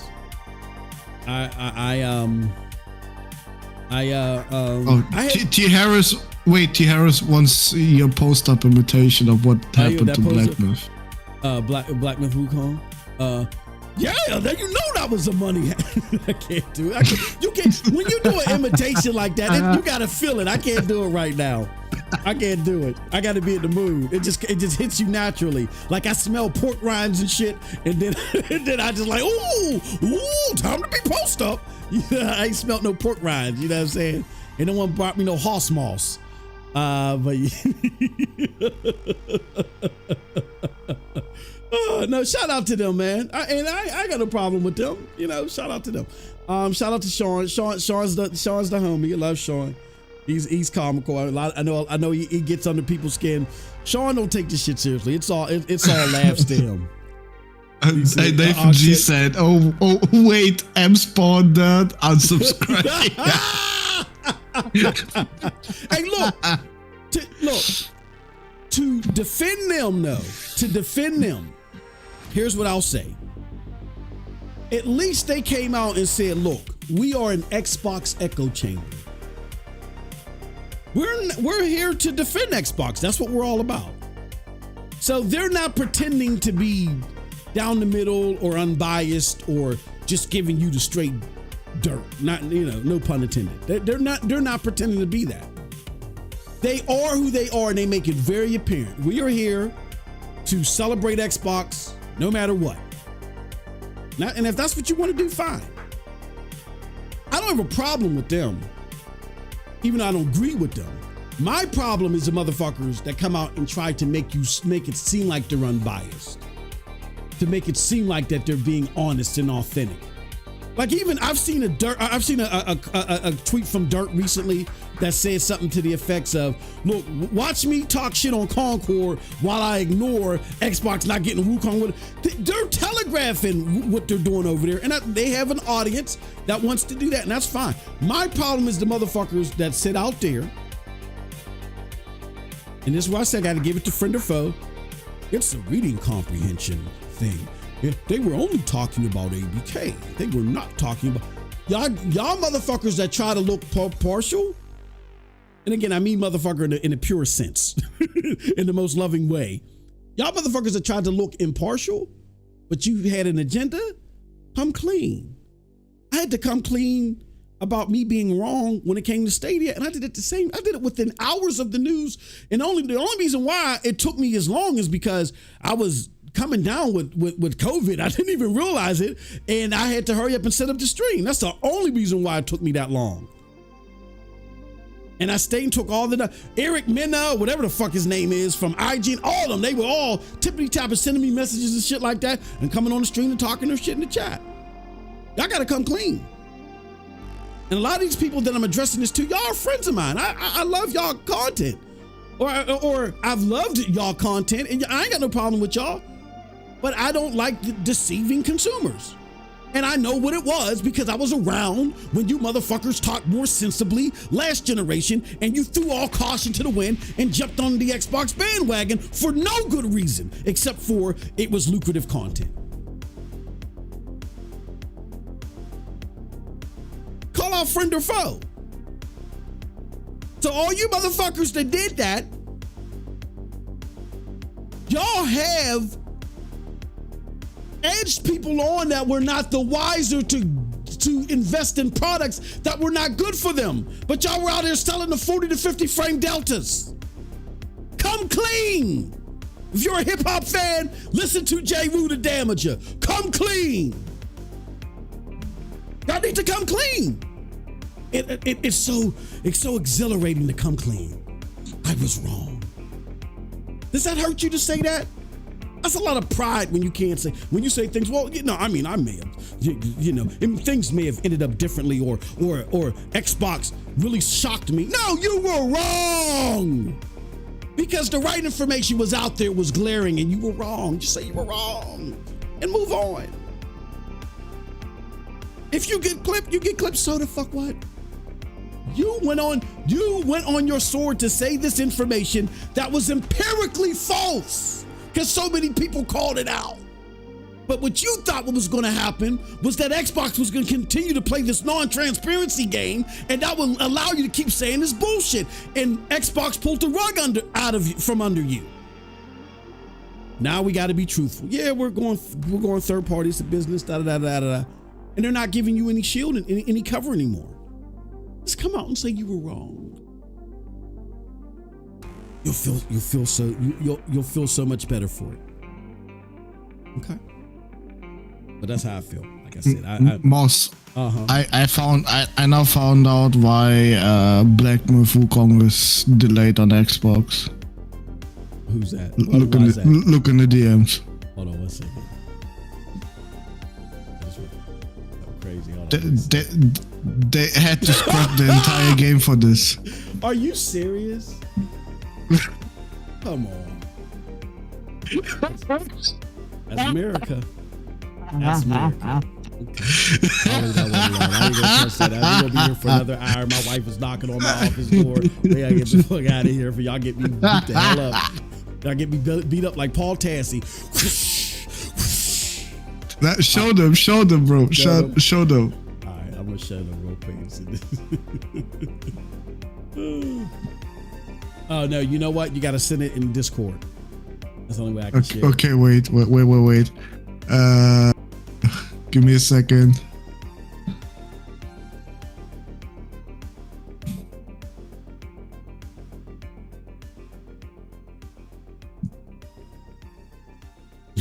You guys are funny.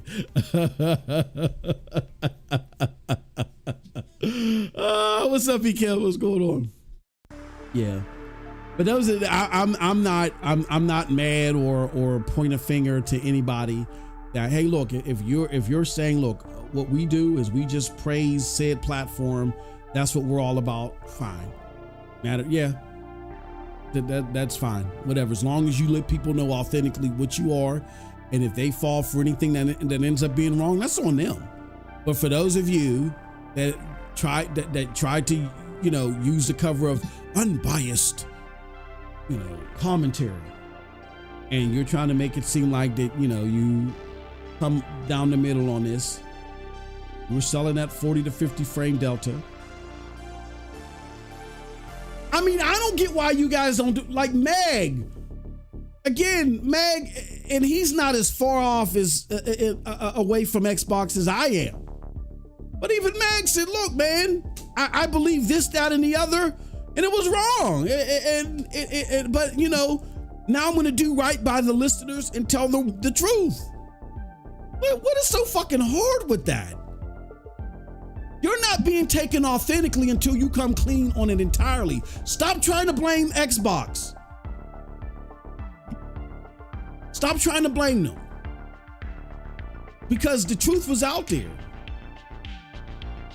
Stop it. Just come clean. I don't get Meg. As far as I'm concerned, Meg is more popular than ever. Now, has he gotten a lot of hate from Xbox extremists? Yeah. But he's more popular than ever. Not from the PlayStation community, but I think from gamers in general that don't pledge allegiance to one side or the other. That just like our audience just wants to know what they might have preferences, but they don't pledge allegiance to no platform. Here we go. All right. So they had to literally make another game just for bots to enjoy, yeah. So they're saying this is the only way y'all gonna be able to appreciate Black Myth Wukong. Y'all ready? They said they had to Americanize it. Here it goes.